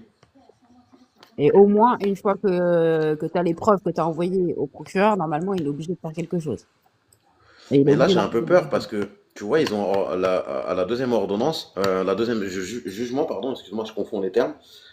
La juge, elle a ordonné 6 mois de replacement, mais elle a ordonné le moyen judiciaire d'investigation éducatif. Et ce truc-là, en fait, depuis le mois de novembre, on n'a pas eu de nouvelles. Et là, depuis que, en fait, eux, ils ont repris le contrôle à travers le retirement le retrait de mes droits, pardon, bah, au final, là, maintenant, je commence à avoir un premier rendez-vous. Et je sais pas du tout comment me comporter avec eux, parce que derrière, moi, j'ai pas envie de refaire un procès, j'ai pas envie de passer pour conflictuel ou quoi, mais comme à chaque fois je le dis, je veux juste apporter ma vision des faits et ma version des faits. En fait, on a le droit au contradictoire. Oui, Donc, tout à fait. Moi, ce que je peux te conseiller aussi, c'est à chaque fois que tu as des rendez-vous comme ça avec eux, tout ce qu'ils te formulent à l'oral, tu leur demandes de te le reformuler par écrit. mais ils le font jamais. Ils le font jamais, mais normalement, vu qu'ils te Non. le disent à l'oral, ils peuvent te le dire par écrit. Ouais, bah oui, mais ça passe jamais. Là, tu peux leur faire un Jamais. mail, tu leur fais un mail, toi, je t'expliquerai plus en détail. Mais en gros, tu Ouais, leur fais un mail, comme quoi aujourd'hui, tel jour, vous m'avez dit ça, ça, ça, ça. Et si s'ils te Ouais. répondent pas dans les 2 jours, s'ils te donnent pas une réponse, et ben ça a quand même une valeur pour toi. Ça veut dire qu'en Bah, gros, je l'ai fait ça. tu J'ai l'as fait fait déjà? selon, Ah, ouais, Tu peux selon répliquer l'appel ta de ce mère. jour, vous m'avez donné telle information. J'aimerais bien avoir une confirmation afin de pouvoir, comment j'avais mis ça? Afin de pouvoir garder une trace de collaboration, puisque depuis le départ, je collabore avec vous. Et je leur ai même dit, ma seule erreur en fait avec vous ces derniers temps, c'est d'avoir confondu votre mission éducative et la coparentalité. Mais vu qu'à partir du moment où vous partagez en fait du temps avec mes enfants et moi-même, bah à la base, quand il y a des craintes vis-à-vis de mes enfants, c'est normal que je vous en parle. C'est aussi votre rôle de travailler avec le psychologue, de travailler avec les intervenants ou quoi, pour comprendre aussi mes enfants. oui. Parce que de ce que j'ai compris, mes enfants sont trop évolués. Mes enfants ont un discours adulte, alors que non, c'est juste des petites filles qui regardent des documentaires, qui sont pas H24 sur leur téléphone, ou quand elles sont sur leur téléphone, elles font des jeux, comme des maths ou des choses comme ça. Donc voilà, elles sont pas dans des jeux genre Fortnite, Brawl Stars ou autres pour pas les citer. Et derrière, bah là, ce qui se passe, c'est que réellement, à chaque fois en fait qu'elles disent qu'elles ne veulent pas aller en visite, qu'elles expliquent pourquoi, ou quand elles font l'effort d'y aller, je donne un exemple tout bête, à la dernière visite, la grande y a été, la mère a acheté des vêtements de sport. Parce que bah, j'ai inscrit mes filles au sport, elles voulaient faire du judo là-bas à la Mex, on leur a toujours dit non. Ok, d'accord, pas de souci, donc je les inscris au basket, parce qu'elles voulaient faire du basket aussi. Donc je les inscris. Les filles ont demandé à leur maman, bah maman, tu peux m'acheter un survêt et tout, papa il m'en a déjà acheté un, mais j'aimerais bien en avoir un de toi. Ok, tranquille, au calme. Elle leur a acheté un survêt. Les filles sont venues la dernière fois à la maison avec le survêt. Quand on était à l'hôpital, l'éducatrice m'a dit, ah oui, mais vous comprenez, tout ce que la mère achète n'a pas à vous profiter. J'ai interdit aux enfants de ramener le survêtement. Je l'ai regardé, et je lui ai dit, excusez-moi madame, mais vous êtes qui, vous, pour interdire quelque chose à mes enfants? En plus, c'est totalement contradictoire avec votre mission éducative, puisque votre mission éducative est de renouer le lien entre la mère et les enfants, et c'est les enfants qui sont en demande parce que ça leur faisait plaisir d'avoir le survêtement que leur mère a acheté. Donc je comprends pas. Elle a commencé à monter sur ses grands chevaux. Derrière, elle me regardait pas, elle me parlait mal. Et je lui ai dit, excusez-moi, mais la moindre des politesses et la moindre des corrections, quand on s'adresse à quelqu'un de manière aussi virulente que vous le faites, c'est de regarder les gens dans les yeux. Ouais, j'ai rien à vous prouver. Moi, je sais quoi. Bah, excusez-moi, dans ce cas-là, pourquoi vous me continuez à me parler? Moi, je vais remonter auprès de ma fille, puisque c'est mon rôle. Ça fait 1 heure et demie qu'on discute, ça tourne en rond. Dès que ça va pas dans votre sens, vous êtes pas contente. Et il y a eu une embrouille. Pourquoi? Parce que moi, je n'avais pas d'autorisation pour que ma grande dorme chez sa grand-mère. Chose que je comprends pas vu la situation d'urgence ou quoi, voilà. Donc je lui ai dit, bah trouvez-moi une solution. Au pire, vous voyez pour qu'elle reste à la Mex et que je la récupère en journée ou quoi. Tranquille, ça me dérange pas moi, mais essayez de faire quelque chose quoi. On m'a dit que j'étais exigeant et que c'était totalement irrationnel et que je prévoyais les choses de manière in extremis. Bah en même temps, j'ai pas pu parler avec elle le jeudi vu qu'il y avait madame et qu'on n'a pas le droit de se parler. Oui. Et l'éducatrice m'a reproché de ne pas lui avoir dit bonjour. Je l'ai salué de la tête, j'allais pas lui dire bonjour, il y avait madame juste à côté. J'avais pas envie qu'on dise que je parlais avec madame. Vous Ouais, voyez? oui, c'est ça. Ouais. Donc tout a été fait et tout a été orchestré pour que, en gros, bah là, mon omniprésence s'enlève, que ce que disent les enfants, bah on puisse l'instrumentaliser de manière insidieuse en permanence. Et je rappelle juste une chose, en sortie d'audience et avec la conclusion de l'audience du 4 novembre, c'est écrit noir sur blanc, la juge a recueilli les propos, les enfants ne veulent pas voir leur maman. On les a même pas protégés à la sortie du tribunal ou quoi, leur maman leur a bondi dessus dès le départ. Mm. Donc je comprends pas en fait où est le rôle de l'aide sociale à l'enfance dans tout ça, parce que bah elles ont quand même subi des traumatismes, de la violence. La Ouais, c'est psychologue ça. elle-même reconnaît qu'il y a des psychotraumas et qu'il faut gérer avec des séances de psychologie EMDR. Le psychologue lui-même banalise la violence que les enfants font. Je l'ai enregistré ce monsieur, donc voilà. Même si on n'entend pas beaucoup, voilà, ça m'a glacé le sang. Et ce monsieur souriait et rigolait quand les enfants étaient en train de pleurer. Et c'est lui qui va examiner mes prochaines visites médiatisées. En plus. Ouais. Aberrant, Oh là là. aberrant, aberrant. Ah ouais, mais c'est aberrant, Marco, tu découvres ça, mais je t'assure que c'est Ouais. vraiment comme ça en réalité, hein, et c'est pour beaucoup de On dirait, parents, hein. on Ouais. dirait un acharnement, mais en fait, je sais pas. T'as raison de lier les liens avec que la mère, mais je sais pas si c'est un reproche qu'on te fait ou pas. Mais t'es un bon samaritain parce que t'as créé quand même beaucoup de problèmes et t'essaies quand même de créer des contacts. Moi, je sais que j'ai ma mère, j'ai pas mon père. Elle va pas essayer de créer des liens avec mon père. Elle a, Je vais pas dire que c'est mal conduit. Il s'est jamais occupé de moi. elle Mais a même montré des produits, elle a même montré des produits stupes colombiens. Voilà, je pense que tout le monde a compris de quoi je parlais, hein. À ma plus grande. ouais. J'ai dit, mais c'est quoi ça? D'où tu montes des choses comme ça? Pourquoi tu fais des choses comme ça? Qu'est-ce que tu vas lui mettre dans la tête? Elle a 10 ans. Pourquoi tu lui montres des choses comme ça? Ouais, Et j'ai je gardé pense. mon calme. Ouais. Est-ce qu'il ne ferait pas séparer les... Moi, je sais pas, je suis pas à ta place, mais est-ce qu'il ne ferait pas séparer les liens un peu pour, avec ta mère pour un peu les protéger et essayer de Bah, reprendre c'est ce que toi j'ai le demandé, contrôle? moi. Moi, depuis le départ, quand la juge d'application des peines, elle m'a reçu et que voilà, elle voulait me foutre en prison, je dis, mais madame, excusez-moi, mais regardez les choses en fait d'un autre angle. Depuis le départ, en fait, j'essaie juste de sauvegarder le lien que je peux avoir avec mes enfants. Je n'ai jamais voulu rentrer en conflit avec madame. Regardez, j'ai même pas d'avocate. Faut savoir que même le premier jugement JAF, madame m'a posé la grande chez moi, m'a dit texto, non, c'est bon, t'inquiète, je gère ou quoi. Et là où vraiment, bah, elle m'a eu, c'est que elle m'a, au niveau du JAF, elle a demandé à ce que j'aie les droits de garde le mardi et le mercredi. Donc moi j'étais content et je lui faisais confiance ou quoi. Mais au final c'est d'un côté ce qui m'a permis d'avoir des droits jusqu'à ces derniers temps, voilà. Mais sinon à la base bah c'était une manipulation grotesque. Parce que pourquoi Madame elle venait? Bah Madame elle avait plus de 2 500 € par mois. Moi je vais pas mentir avec mon travail j'étais à mi-temps, je devais faire quoi? Peut-être 700, 800 € quelque chose comme ça. Donc voilà c'était compliqué. Heureusement que j'avais des économies de précédent travail et que voilà j'avais de l'argent. Madame m'a volé en tout et pour tout 38 000 € sur 6 mois. Tout Ah simplement oui. pour se les mettre dans le nez. Elle a volé le voyage au Japon de sa plus grande. Donc c'était très compliqué à gérer pour moi. Mais je vais pas mentir, c'est moi qui ai été bête à lui laisser les codes d'accès de ma carte bleue ou autre, donc je peux m'en prendre qu'à moi-même. Elle m'a fait une reconnaissance de dette. La reconnaissance de dette n'a jamais été honorée. Elle a été condamnée à payer une pension alimentaire. Elle s'était mise en état d'impécuniosité. Depuis, elle travaille, elle n'a jamais strictement rien payé. Donc là, le problème qui se passe, alors c'est pas un problème financier ou quoi, parce que en gros, vu que j'ai plus de droits d'hébergement, je sais que je vais perdre des droits CAF. Ça c'est sûr à 100%. Voilà, je sais pas encore quand, mais je sais que ça va pas tarder. Mais le problème par rapport à tout ça, bah c'est que réellement, est-ce qu'elle va quand même payer une pension alimentaire? Est-ce qu'elle va pas payer de pension alimentaire? J'en sais rien. Est-ce qu'elle va payer les arriérés? Je sais pas. Il s'avérait que madame m'a usurpé mon identité au niveau de la sécurité sociale, a été chercher des boîtes de médicaments anti-cancer alors que j'ai pas de cancer et se faisait rémunérer pour justement à travers un business pour vendre en fait ces médicaments.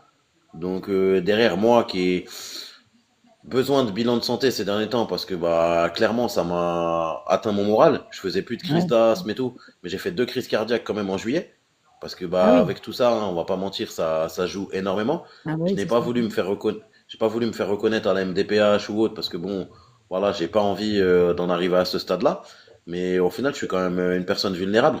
Et depuis, en fait, ils insistent, ils insistent, ils insistent, ils insistent, ils insistent en permanence, en fait, sur moi, mon omniprésence, sur le fait que j'aliène mes enfants, alors que je suis peut-être le seul à avoir réussi à faire en sorte que la plus grande se calme et que la plus petite soit moins ambivalente. Parce qu'au départ, vu que moi j'ai fait des crises cardiaques, faut savoir une chose, c'est que le papa de sa camarade de chambre qu'elle avait est décédé d'une crise cardiaque. Donc ça a joué énormément sur son moral. Quand elle revenait à la maison, la plus petite, on a été acheter un tensiomètre. Donc derrière, bah, à chaque fois, elle me prenait la tension. Après, elle me disait, bah, prends ton téléphone, prends ChatGPT, comme ça il va nous expliquer si t'es en tension sévère ou quoi. Le plus gros que je suis monté en tension, c'est à 26. Ah Donc oui, quand même. voilà, c'était très compliqué. Je vais pas mentir, on m'a donné des cachets ou quoi. J'étais en grosse carence de potassium ou quoi. Et j'ai beau expliquer en fait à tous ces gens-là que voilà, j'essaye de me calmer, de me contrôler, de faire les choses bien, de manière structurée ou quoi, et que je veux juste de la collaboration avec eux. Je leur ai même dit, excusez-moi, mais j'étais totalement ignorant vis-à-vis de la loi. Là, vis-à-vis du PPE, je me suis permis de vous rédiger un PPE qui est là, si vous voulez, on en discute ou quoi. Ah oui, ils sont venus pour en discuter, hein. Mais c'est pas pour autant que j'ai eu un papier et j'ai eu un projet de retour à domicile. Ouais, bah ça Après le c'est. PPE, normalement, il y a le PP aussi, il y a le projet de placement, un mois après le PPE. Je l'ai pas eu non plus. Donc, super compliqué, quoi. Et là, je sais plus comment, en fait, régler les choses. Alors, faire un courrier au procureur de la République. Je pourrais même en faire un par rapport aux fausses plaintes de madame ou quoi, parce que madame, dans ses fausses plaintes pour V, bah, au final, il y a que moi, en fait, qui ai les preuves de ces mensonges ou quoi. Mais derrière, encore une fois, on va me dire que je réalimente le conflit parental. Vous voyez? Oui, c'est Alors le que c'est risque. ce qui a causé, en fait, tout le placement de mes enfants. Donc, c'est la réalité de la cause, quoi. C'est ça le problème. Ouais. Non, il faut que tu fasses. Si tu dois faire un courrier au procureur, il faut vraiment que tu prennes le temps de le faire et que tu réunisses tout ce que tu as à dire. Mhm. Si tu as faire un courrier, autant faire tout, quoi. Et après, je te dis pas qu'il va y avoir un retour, hein, parce que il Ouais. y a toujours ce mystère de la justice, on comprend pas ce qui se passe, mais Mm. même avec des preuves, il y a des preuves qui disparaissent, tout Ouais, disparaît. c'est ça. Donc c'est pour ça que moi aujourd'hui, je sais plus trop quoi faire. Alors des fois, il y a les procédures, ça fonctionne, les courriers, ça fonctionne, mais des fois non. Pas Ça te dépend de la mentir. juridiction. Je suis à Dijon. Ouais, Olivier Bailly, ça vous parle? ouais, ouais, ouais. Bah, c'est sa juridiction, enfin son ancienne juridiction. Mm. Donc, on voit très bien que les juges. Si c'était la première juge, dommage, elle est partie en congé maternité. Mais si c'était la première juge, franchement, c'était nickel. Elle était ferme, elle était stricte, elle était sèche. Mais au moins, voilà, on savait où on allait. Là, la nouvelle juge, c'est simple. Même un bonjour, déjà, elle a eu du mal à le dire. Et le fait de m'interdire de prendre des notes pendant le tribunal pour pouvoir préparer ma défense, ça m'a choqué. On a bafoué mon droit à la défense, en fait. Et moi, je lui dis sur un ton ironique, je lui dis non, mais je prépare un film de tout ce qui se passe parce que c'est tellement grossier et c'est tellement aberrant que j'ai pas envie de faire la victime, mais j'ai besoin en fait de noter tout ce qui se passe. Ah, vous allez arrêter ça tout de suite, vous êtes trop procédurier, machin. Mais madame, on est dans une procédure. Qui n'est pas procéduré dans une procédure? Ouais, c'est ça. Voilà. Ouais, C'est pour ça que c'est, j'ai créé le Parlement du placement. Là, je l'ai créé le Ouais, 25 j'ai décembre. vu ça. J'ai Tu vu l'as ça. vu? C'est pour ça, alors, dans ce cas-là, le Parlement du placement ou quoi, parce que ta photo, elle me dit quelque chose. Et du coup, ouais, c'est parce que j'ai été regarder et tout, machin. J'ai pas eu le temps encore d'aller signer les trucs qu'il y avait à signer ou quoi. Mais juste, j'avais mis que j'étais dans le 21 et que je pouvais témoigner. J'avais mis sur un post à toi. Ah, d'accord. Bah, en j'ai fait, l'impression Ouais. que les procédures, c'est un peu le serpent qui se mord la queue. Tu te défends, on t'accuse de te défendre, tu dis rien, on t'accuse de rien dire. c'est Donc, ça, Mais c'est c'est un ça. ouais, peu, tout à fait ça. C'est ça. c'est du grand n'importe quoi, en fait. Moi, je considère plus que c'est un acharnement. Mais, Mm. C'est un après, acharnement. Clairement, c'en est un, hein. ouais, c'est un acharnement. Après, je sais pas, c'est pas des médiateurs de conciliation, je sais pas comment ça existe ce genre de truc. Bah, Avec eux, je il vais y a être pas. honnête avec toi. Quand j'ai eu ma première référente à eux, la première référente, elle était super sèche au départ. Et après, elle est devenue cool parce qu'elle a vu que, en fait, il y avait un problème. Clairement, on va pas se mentir, hein. Elle a même assisté à des trucs grotesques de madame. Madame qui, l'ASE avait préconisé qu'elle évite de contacter ma maman pour éviter d'enflammer le conflit et tout ça, tout ça. Mais quand elle a été expulsée de son logement, fallait bien qu'on récupère nos affaires à nous. Donc, du coup, bah, à la base, elle a voulu faire en sorte que ma mère aille là-bas en ayant donné les clés à la voisine. Sauf que la voisine, bah, madame a tellement foutu le bordel au niveau de son appartement que bah, derrière, la voisine, elle était rendre les clés directement au bailleur social. Elle voulait pas qu'on l'accuse de vol ou quoi que ce soit. Elle était prévoyante. C'était une petite vieille de 65-70 ans. Donc voilà. Et au final, ma mère s'est déplacée pour rien. Donc moi, j'étais dans le bureau de la référente ASE à ce moment-là. Et je lui dis, excusez-moi, mais vous voyez bien, madame, qu'il y a un souci. Regardez, là, elle fait déplacer ma mère pour rien. Et ma fille la plus grande a eu un propos en disant, ah, mais c'est quand même dégueulasse, excusez-moi, hein, je suis un peu vulgaire, de faire déplacer une dame de 65 ans qui a des problèmes cardiaques, surtout dans ce contexte-là. C'est pas, voilà, une phrase anodine ou quoi, et c'est pas sorti de ma bouche, c'est sorti de la sienne.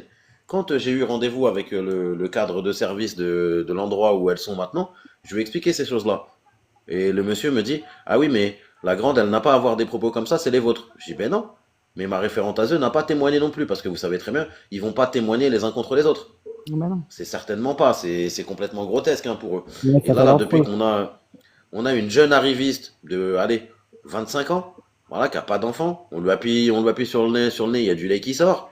Et la dernière fois qu'elle m'a reçu en entretien, avant l'audience, hein, bien entendu, elle m'a sorti des phrases, mais totalement grotesques. Oui, on aimerait bien savoir ce que vous allez dire à l'audience afin de vous aider ou quoi. Alors ça, c'était juste pour vous dire, on va faire un rapport salé sur vous, vous verrez bien qu'on va vous la mettre à l'envers. Et elle m'a reçu avec une élève avocate de l'ASE. Je savais pas que l'ASE avait des avocats spéciaux. Ouais, Et ça dans le va, délire, ok. comme je lui ai dit, et je lui ai dit, madame, il y a quelque chose que je comprends pas avec vous, c'est que depuis le mois de juillet, en fait, vous me dites que vous vous renseignez s'il y a une enquête qui a été diligentée pour la violence que les enfants ont subie de la part de madame, et au final, là, vous me recevez avec une élève avocate, mais vous êtes incapable de me dire les choses. Vous voulez pas que je consulte le dossier avec vous, pourtant vous me convoquez dans votre bureau, et vous savez pertinemment que j'ai pas pu aller consulter le dossier encore au niveau du tribunal, parce qu'on m'a pas donné de date. Donc le rendez-vous, en fait, il sert à quoi, mis à part essayer de me faire parler, ou mis à part essayer de me faire péter un plomb? Je comprends pas. Moi, j'ai rien contre vous, personnellement, je pensais que l'aide sociale à l'enfance allait m'aider justement à structurer les problèmes de mes enfants ou quoi, et j'avais pris la mesure d'une manière super simple, en disant, bah je vais leur faire confiance, il n'y a pas de souci. Mais au final, on se rend bien compte qu'ils ne respectent pas le cadre. J'ai eu une cadre d'astreinte aussi à une période par rapport au problème de privation de repas où je vais parler du PPE.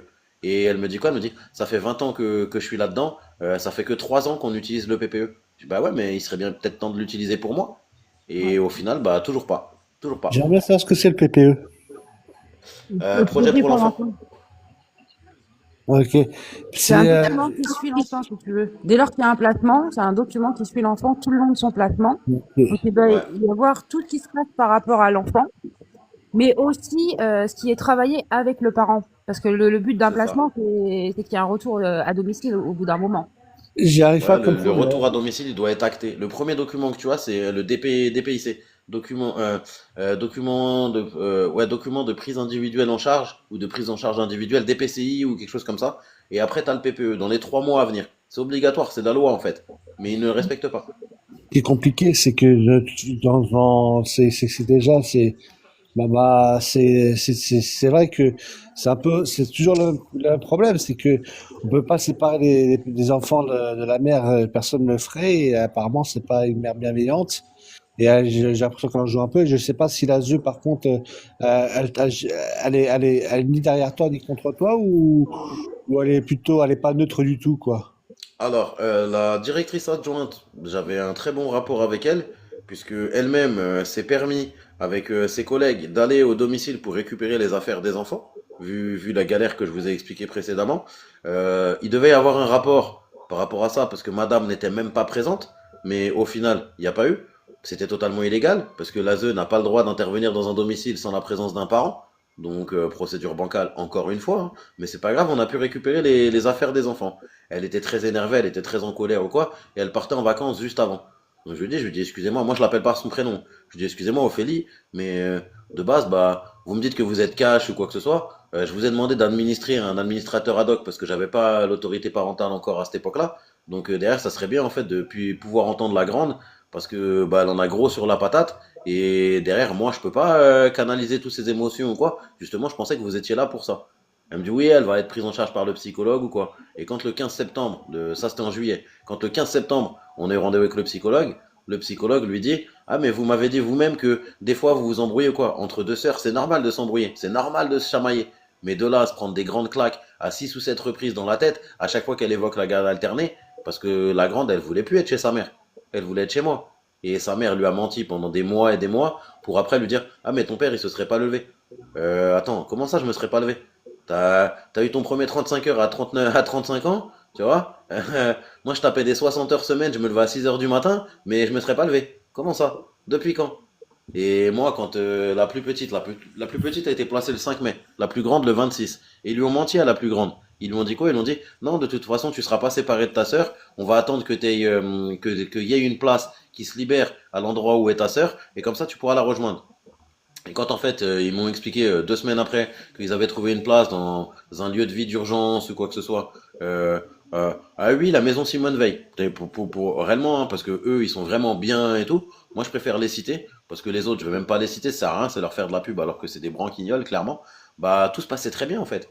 Mais quand je te dis tout se passait très bien, c'est vraiment que la grande, elle était contente de rentrer, elle était contente d'y retourner aussi parce qu'elle avait ses copines et tout. Elle avait une embrouille avec quelques gamins, il lui avait fait quelques misères ou quoi, je lui ai expliqué comment se défendre et comment réagir en fonction de ça, en lui disant, bah écoute, tu vas peut-être avoir des amis qui sont sûrs et d'autres non, donc à toi de vérifier qui est sûr et qui est pas sûr, et quand tu as un problème avec quelqu'un, eh ben tu vas directement avec une amie tout le temps, jamais tout seul. Pourquoi? Parce qu'à chaque fois on va être confronté ou quoi et c'est pas bon. Et là, depuis qu'elle est dans cette mex là, mais la grande elle s'est éteinte. Elle était vraiment rayonnante, super joyeuse ou quoi. Ils l'ont même dit qu'elle n'était pas portée sur l'hygiène. Pourquoi? Parce qu'un soir, en fait, au lieu de faire une douche, elle a fait une toilette de chat. Je dis, bah, vous savez, le truc avec le gant de toilette et tout. Je dis, bah, c'est à vous aussi de lui expliquer que à la Mex, on fait pas de toilette de chat. Moi, à la maison, on fait pas de toilette de chat. Clairement. Vous lui donnez pas de consignes. Bah, elle fait un peu comme elle a envie. Dans son autre chambre, quand elle était à la MDE, elle faisait ses toilettes de chat le matin, elle prenait sa douche et tout tranquille, mais elle aimait bien être fraîche avant d'aller à l'école. Donc, bah, elle se lave la moumoune, elle se lave les aisselles, elle se lave les fesses, voilà, elle se lave le visage après. Enfin, voilà, classique comme n'importe quel enfant à qui on a appris à faire une toilette ou quoi, parce que vous pouvez pas prendre de douche le matin. Elle préfère prendre des douches le matin. Elle aime bien être toute fraîche avant d'aller à l'école. Après, chacun a ses méthodologies. Moi, à la Oui. maison, si elle veut prendre une douche le soir, elle veut prendre une douche le matin, je m'en fous, ça me dérange pas. Je suis pas avare sur l'eau. Ouais. Mais c'est que des trucs comme ça. Et ils sont tout le temps en train de la dévaloriser en permanence. Elle a demandé un rendez-vous avec la nutritionniste. Pourquoi? Bah parce que ces derniers temps, elle a compris que voilà, elle se réfugie un peu trop dans la nourriture. Et bah non, les éducateurs, exprès pour l'humilier, ah bah Lorenzia, voilà, désolé, je dis son prénom, vu que à la base, voilà, tu as demandé un rendez-vous avec la nutritionniste, comme ça, normal, devant tout le monde, pour surveiller ton poids, machin. Et elle s'est complètement braquée, en fait, la gamine. Complètement. Mm. C'est C'est que des normal. trucs de dingue comme ça. Mm. Ouais, je suis pas surprise, tu sais, j'entends des parents qui me parlent tous les jours. Et ce que tu racontes, ton histoire, elle est similaire à tous ces autres parents, hein.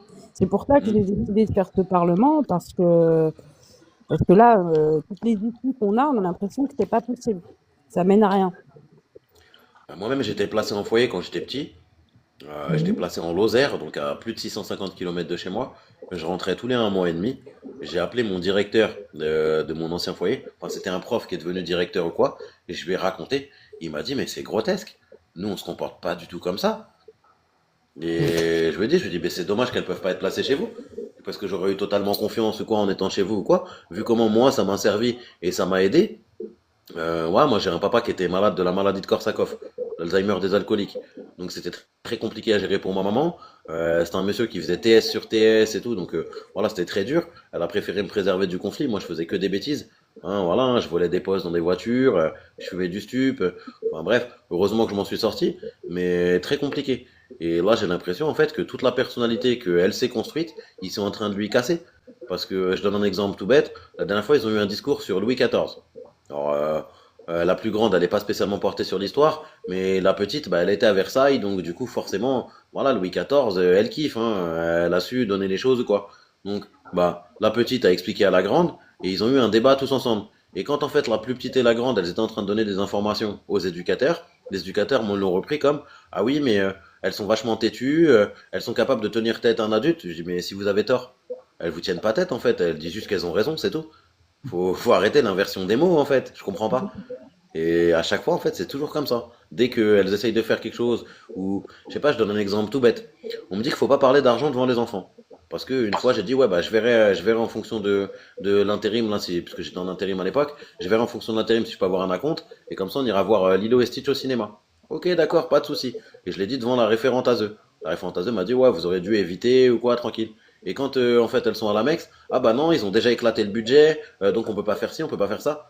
Mais si à moi on me reproche de pas parler d'argent et l'Amex on leur dit rien, c'est compliqué. Ah bah oui, c'est sûr. Complètement, Comme comme les appels supervisés. Moi j'avais pas besoin d'avoir des appels supervisés au départ puisque j'avais des droits d'hébergement. Bah c'est ma référente à eux qui a été obligée de les rappeler à l'ordre en leur disant vous n'avez pas écouté les appels de monsieur, il a des droits d'hébergement. Pourquoi voulez-vous écouter ces appels? Parce qu'il fallait qu'ils aient à tout prix un contrôle. C'est aberrant. Aberrant. ouais. Et c'est quoi tes Bah droits ouais. aujourd'hui? Ils t'ont tout Ah, piqué mes droits ou... aujourd'hui, alors c'est passé à 2 fois 1 heure par mois tous les 15 jours, en présence exclusive du psychologue, donc ce fameux monsieur que je hais du plus profond de moi-même, et mes appels doivent tous être écoutés par le chef de service et non par les éducateurs. Ils ont dit que c'était bénéfique, ça serait bénéfique pour tout le monde, même si ça pourrait paraître conflictuel au départ, donc ils font des suppositions, ils préfèrent retirer les équipes éducatives de tout ce système-là et c'est vu par le psychologue et le chef de service. Je Voilà. sais pas si c'est vraiment légal, ça, hein. Ah, je sais pas si c'est vraiment légal ou quoi, mais de toute façon, tu sais, sans te mentir, moi, de ce que j'ai compris, c'est que vis-à-vis d'eux, par rapport à la juge, j'ai rien le droit de dire. Quand j'écris des courriers à la juge pour réclamer le PPE ou quoi, on me dit, vous m'avez écrit 15 courriers. Bah ouais, un courrier par semaine, madame, depuis le temps qu'elles sont placées. Forcément. Parce que depuis le départ, en fait, je l'ai pas ce PPE. Comment je fais pour avoir les objectifs de retour? Comment je fais pour avoir ma ligne de conduite? Là, les éducateurs m'ont demandé de changer d'appartement. J'étais pas obligé de le faire. J'avais un petit 35 mètres carrés où à la base les filles étaient bien, elles avaient leur chambre et tout, tranquille ou quoi. Là, je me retrouve dans un 69 mètres carrés tout seul, en extérieur de ville. Alors même si le loyer il est bien, même si le chauffage il est collectif ou quoi, ok d'accord, mais moi j'ai pas mes enfants. Ouais, c'est ça. Donc il me sert à quoi cet appart? Bah rien, Ouais, mais garde-le. à rien. Garde-le bien, parce qu'il y a des parents, justement, qui se sont trouvés en difficulté économique et qui ont dû Ouais. repartir dans quelque chose de plus petit. Et après, ils te reprochent que ton logement est trop petit pour récupérer les enfants. Donc, Ouais, bah ouais, c'est ça. C'est ça. J'ai bien vu le vice en fait. Ils essayent à chaque fois, en fait, dès que tu fais une étape, en fait, ce que j'ai compris, c'est qu'ils s'attendaient pas en fait à ce que j'ai un appartement aussi rapidement. Moi, j'ai fait les démarches, hein, truc HLM, là, tout ça et tout. Ça a mis un peu de temps. Mais à partir du moment où ça a été pris en compte, en même pas un mois, en fait, on m'avait proposé un appartement, on me l'a attribué sans même que je le visite. Parce que, bah, au Ouais. niveau de la CAL, commission d'attribution des logements, j'étais prioritaire vu que j'avais 2 enfants. Donc, Oui. jusque-là, tranquille. En plus de ça, bah, jackpot pour moi, le terminus du bus juste en bas, une grande surface juste en bas, police municipale, le collège juste en bas, l'école primaire à 2 minutes à pied. Donc, pour moi, c'était vraiment jackpot, bingo, quoi, tranquille. Et je pense que ils n'ont pas supporté, et surtout le fait qu'il y a la MIJE. Mais la MIJE, moi, je sais pas s'ils sont totalement indépendants. Parce que bah, derrière, c'est quand même la juge en fait qui voit les choses. Donc Ouais. derrière, eux, ils demandent un service indépendant. Ok, d'accord. Mais indépendant de qui? Indépendant de quoi? Parce que si eux-mêmes prennent tout pour argent comptant ce que dit la Mex, comment je fais moi pour me défendre? Parce que là, si je me défends, je passe directement pour conflictuel. Et de ce que je regarde sur les IA ou de ce que je bûche en fait en droit, en code d'action sociale et des familles, en code de procédure civile, en droit de l'enfant, en convention internationale des droits de l'enfant et tout, bah, au final, à chaque fois que je relève un article, j'en discute avec eux. Je leur dis, excusez-moi, mais ces derniers temps, bah, vu qu'il faut que je canalise mon esprit, hein, ils savent tous que je fumais du shit à tire-larigot, voilà, à l'époque, bah, réellement, voilà, moi, il faut que je canalise mon esprit, donc je bouffe tout ça. Et je suis passionné par le droit. Et quand je leur dis, bah, je comprends pas. La loi préconise ça, et au final, quand je vous en parle, vous me dites que je suis vindicatif ou quoi. Je suis pas agressif, j'ai pas déposé des plaintes, j'ai pas mis ci ou j'ai pas mis ça. Je vous demande juste de comment ça se fait que vous n'êtes pas capable de respecter ces choses-là. Ah, bah, on n'a pas à se Mm. justifier. Bah, donc, dans ce cas-là, ça veut dire que vous avez le droit d'être hors la loi. Le Ouais. problème, c'est que si tu commences à déposer plainte contre eux, eux, ils vont pas vouloir être sanctionnés, donc ils vont commencer à te la faire à l'envers. Bah, c'est ça, c'est pour ça que j'ai C'est pas ça, déposé les plaintes, mais ouais. bon, Ils tiennent les au parents au final, chantage parce qu'ils ont tout pouvoir, en fait. ouais, c'est ça, Mm. c'est ça. Et là, ça Ouais, commence à être compliqué parce que quand t'as la rage à l'intérieur de toi ou quoi, t'as juste une envie, hein. Juste une envie, c'est par tous les moyens leur pourrir leur vie, leur voler leur identité, faire des crédits à leur nom, faire des trucs de malades mentaux. Parce qu'aujourd'hui, il y a plein de choses qui sont possibles pour pourrir la vie des gens. Ça me servira à quoi? Ça va atténuer ma colère peut-être 2 minutes. Ça va pas trop donner les enfants. Bah ouais. non, ça me ramènera pas les enfants. Ouais, Et vu c'est que j'ai trop. pas d'objectif clair de retour, comment je peux savoir comment je fais pour ramener mes enfants? J'ai pas d'objectif clair de retour. Aucun. Ouais, Aucun sur papier, t'as rien. aucun recours. T'as aucun recours parce que Ouais. tu as déjà tenté les écrits, ça fonctionne pas. Tu as Mm. discuté avec eux, ça fonctionne pas. Donc, qu'est-ce que tu fais dans Ouais. ces cas-là? Et aujourd'hui, tu n'as plus d'addiction, en tout cas. Plus aucune. Plus aucune. Ouais, Tu vois, je bon. suis honnête avec toi, j'ai même une névralgie cervico-brachiale qui est liée au stress. Donc, névralgie cervico-brachiale, ça te part du bas de la nuque jusque dans l'annulaire, tu vois. Donc, c'est très violent quand ça te fait des crises. Tu peux quasiment pas bouger ou quoi. C'est très compliqué. Tu peux rien porter non plus, tu vois. Et au final, on m'avait donné des traitements comme l'isalgie ou comme le kétoprophène. Et je ne prends pas l'isalgie parce qu'il y a de la poudre d'opium à l'intérieur. Donc, vu que j'ai un passé addictif, je ne veux pas tomber dans des addictions bizarres. Et le kétoprophène, je l'avalais comme des chewing-gums. Donc, j'ai dit non, non, c'est mort. Je préfère me calmer tout seul. Méditation, souffle, marche, voilà, natation quand je peux. Voilà, ben, je le faisais avec les filles aussi. Et bah là, je fais plus rien. Parce que bah, je suis tout seul. Et tu peux pas être Le suivi par travail un que kiné? j'ai, hein? Tu peux pas être De suivi quoi? par un kiné? Je sais pas si ça peut Si, aider. si, j'avais les rendez-vous kinés et tout. Mais là, ces derniers temps, tout ce qui est santé, j'ai mis un gros frein quand j'ai découvert que madame avait usurpé ma carte vitale pour aller prendre des médicaments ou quoi. Parce que j'ai peur, en fait, qu'on me réclame, en fait, les sommes indues. Elle a pris entre 3 et 6 boîtes, j'ai plus le souvenir exact, mais des boîtes à 6 000 euros. Des boîtes de traitement anticancéreux. Ah ouais. Donc derrière, moi, aller chez le médecin ou quoi, machin, on va me dire, ah, vous avez eu un cancer, tout, machin, quoi. Bah non, non, non. Voilà, j'ai très peur. Mais je veux pas aller déposer plainte contre elle ou quoi que ce soit, parce qu'on va encore me dire que bah, j'alimente le conflit. Je peux rien faire en fait contre elle depuis le départ. Mais tu veux pas apporter plainte contre X? Bah, je sais que c'est elle, donc porter plainte contre Ouais, X, c'est après on va me dire, délicat, ouais. ouais, mais voilà, je suis niqué, clairement, Mm. tu vois. Voilà. Ouais, c'est Et compliqué, toute la ouais. défaillance, elle vient de là en fait, parce que depuis le départ, en fait, j'aurais dû la dégager de ma vie. J'ai accepté énormément de choses, parce que faut savoir que sans vouloir la critiquer ou quoi, même le jour où la plus petite a dit, je suis contente, j'ai retrouvé une vie de famille, ça fait plaisir et tout machin. Bah, c'est ce fameux jour-là où elle est partie copuler avec son collègue, sans aucun moyen de protection ou quoi, et on s'est aperçu avec les enfants. Cette femme, en fait, elle fait du ménage exclusivement quand elle est enceinte. Exclusivement. On a vu qu'elle avait pris 6 kilos. Ça fait des années qu'elle n'arrivait pas à prendre 1 gramme. Donc voilà, c'était compliqué. Et à cette période-là, bah justement, elle voulait plus toucher aux stupéfiants.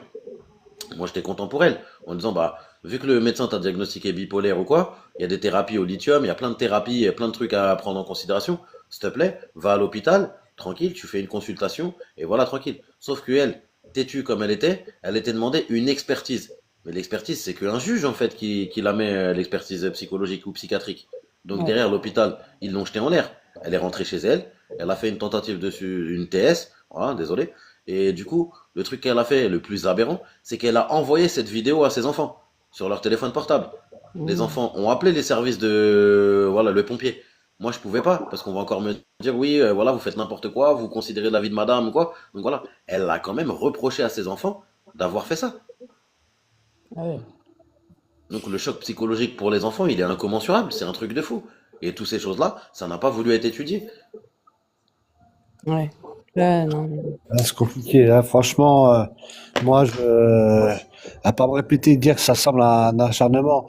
Maintenant, si, je sais pas. En fait, Ouais, j'arrive t'as pas du à mal à y comprendre. croire, hein. Ouais, T'as bah, du mal à y croire un peu. ouais, On parce est qu'il y a d'accord, rien. tellement c'est un enchaînement de choses bizarres ou quoi, qu'on dirait une série Netflix, le truc. C'est ça, hein.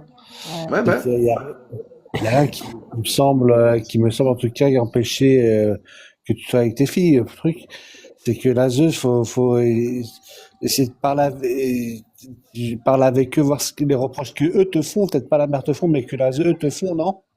Ah, mais c'est toujours la même chose. Je suis contre la mer, tout simplement. Pourquoi? Il y a eu une sortie à la patinoire qui, est, qui a été programmée.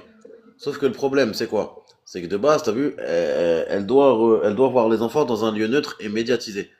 Donc derrière, si tu vas qu'avec un seul éducateur, de base, il y a forcément un enfant qui se retrouve tout seul avec la maman. Donc derrière, bah normalement, c'est illégal.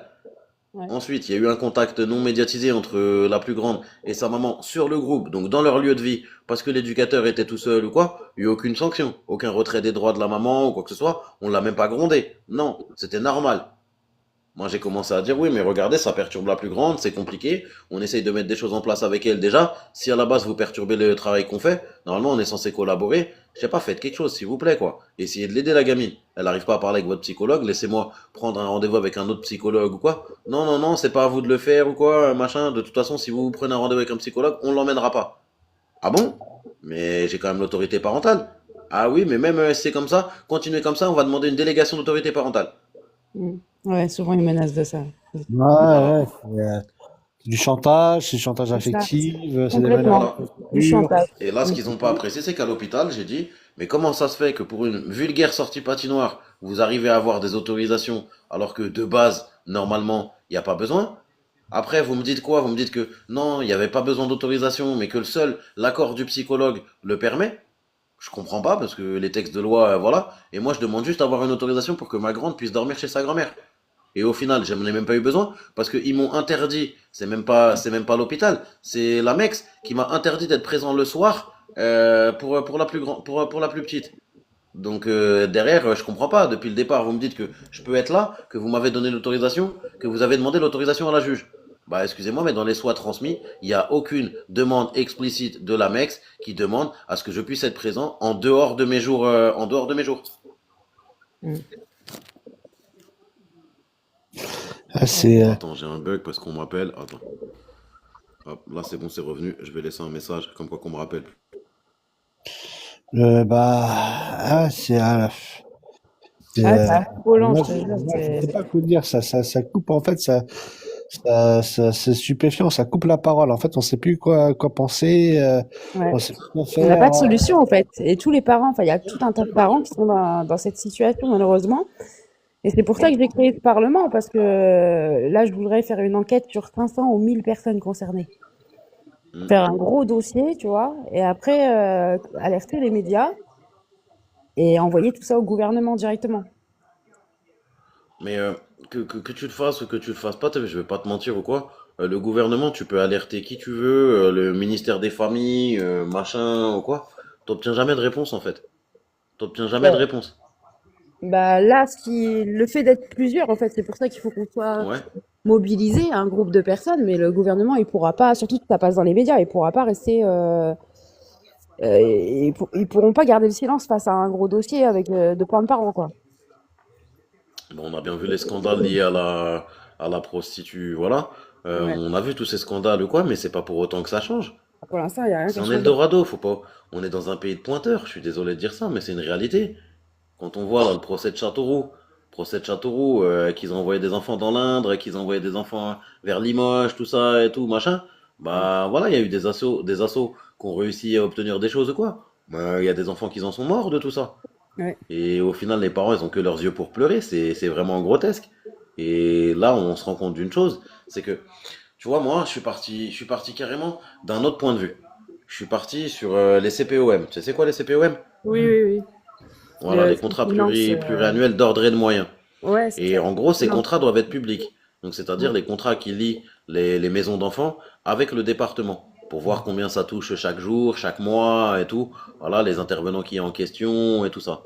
L'endroit où sont mes enfants, c'est tenu par une association qui s'appelle l'AMEJA. L'AMEJA, dans mon département, elle a déjà été épinglée par la Cour des comptes en 2018. Parce que c'est une association de loi 1901, donc association de loi 1901, ils n'ont pas le droit d'avoir des comptes en déficit. Ouais. Chose que, bah, quand on regarde bien, depuis 2018, il n'y a plus aucun compte public. Mais plus aucun. Quand tu demandes en fait les CPOM ou quoi, tu passes directement pour un taré. Et à la base, on va te dire, mais pourquoi vous êtes tout le temps contre le système et vous parlez de ce côté financier ou quoi? Bah, pourquoi? Parce que vous touchez énormément d'argent et avec cet argent, vous pourriez faire des Einstein, vous pourriez avoir des locaux qui sont moins vétustes, vous pourriez réellement faire les choses bien. Plutôt que d'acheter des nouveaux véhicules en permanence ou quoi, bah, vous pourriez ne serait-ce que réparer les trous qu'il y a dans les chambres des enfants, Mm. employer des gens. Moi, j'étais deux fois là-bas et j'ai pu rentrer une seule fois dans la chambre. Ma fille est allergique à la poussière. J'ai vu des moutons, taillés de poussière, qui ressemblent à une pelote de laine, en fait. Clairement. Ah Tellement ouais. le ménage n'était pas fait ou quoi que ce soit. Donc, vraiment grotesque. Les douches, c'est pareil. Les douches, ils peuvent avoir un pommeau de douche, quoi que ce soit. Non, c'est les vieilles douches à l'ancienne où le truc, il est incrusté dans le mur. On dirait les douches de prison. Mm. Ah, c'est que des trucs comme ça. Donc, c'est aberrant. On a beau leur dire ou quoi, mais il y a strictement rien qui change. Et c'est pareil. Moi, ça me dérange pas de payer pour mes enfants. Y a pas de souci, hein, tranquille. Dès qu'on me demande, voilà, je paye, il y a vraiment pas de problème. Mais la dernière fois, on m'a tapé tout un sketch. Pourquoi? Parce que mes enfants ont plus de 6 ans. On m'a demandé d'acheter du dentifrice de plus de 6 ans. Ouais, d'accord, mais mes enfants, ils aiment que le dentifrice à la fraise. Bah, va trouver du dentifrice à la fraise de plus de 6 ans. Moi, j'en ai pas trouvé. Et on Non. m'a tapé un sketch. J'ai dit, bah écoutez, si vous arrivez à en trouver, vous m'envoyez la facture, je vous rembourse. Moi, j'arrive pas à en trouver. Je peux rien y faire non plus. Voilà. Ouais. Ou pareil, les trucs anti-poux. Les trucs anti-poux, moi j'ai l'habitude, enfin j'avais l'habitude de faire les shampoings de mes enfants le mardi et le samedi. Voilà, tranquille. Pourquoi? Parce que bah c'est des petites filles, hein, ça sert à rien de se laver les cheveux tous les jours, ça va les abîmer ou quoi que ce soit. Donc voilà, pas de souci. Et moi quand je leur achète des produits, c'est pas que voilà, j'ai l'occasion d'avoir un plan où à la base on peut avoir du Head and Shoulders, du LCF, du L'Oréal ou quoi, mais je fais très attention en fait à leur mettre des produits sans parabènes, sans phtalates ou quoi, parce que bah c'est des perturbateurs endocriniens et tout, et je fais très attention à ça. Et là en fait la plus petite, vu qu'elle a des problèmes de peau atopique ou quoi, on m'a demandé en fait de lui acheter des Bioderma. Moi je veux bien, hein, mais ils sont restés à la maison. Donc voilà, c'est très compliqué en fait. Très très Ouais. très compliqué. Et à chaque fois, c'est toujours le même sketch. Donc là, je vais voir à 21h30, là, tu me dis, tu lances un live. Bah, je vais venir sur ton live, tranquille. On va essayer de discuter de tout ça. Moi, je connais quelques gens aussi pareils qui sont assujettis à des trucs de placement. Donc, si j'arrive à les inviter, bah, je les ai pas sur TikTok malheureusement. Je les ai sur Snap ou quoi. Mais je verrai s'ils peuvent venir ou quoi. Mais ça devient de plus en plus grotesque. J'ai dans mes contacts, j'ai un papa. Sa fille, elle est pas encore en placement. Mais du coup, en fait, lui, il doit voir l'enfant à la maison des parents. Ils lui ont élargi ses droits ces derniers temps ou quoi, mais un sketch international. Et j'ai eu une maman qui, à la base, a été victime de violences conjugales ou quoi. Elle a changé de département ou quoi, mais on lui a carrément pris son fils. Son fils, dans l'endroit où il était, il s'est fait une entorse du genou. Elle a même pas été prévenue. Et ils ont fait les déclarations d'assurance avec des fausses dates et tout. Que des trucs de malades mentaux. Ouais. Des trucs où tu dis, mais c'est aberrant, c'est grotesque. Grotesque. Et puis le MDPH, on n'en a pas vraiment parlé, mais c'est fréquent, hein, que les enfants, Ah bah ils sont la déclarés, MDPH, c'est basique. C'est ouais. vraiment basique. C'est devenu un truc où si l'enfant il a le moindre problème de santé, forcément demandent la MDPH. Et Mm. là, ce qui me choquerait, moi personnellement, étant petit, j'ai eu la MDPH ou quoi, parce que j'étais reconnu handicapé, vu que j'ai qu'un poumon et demi.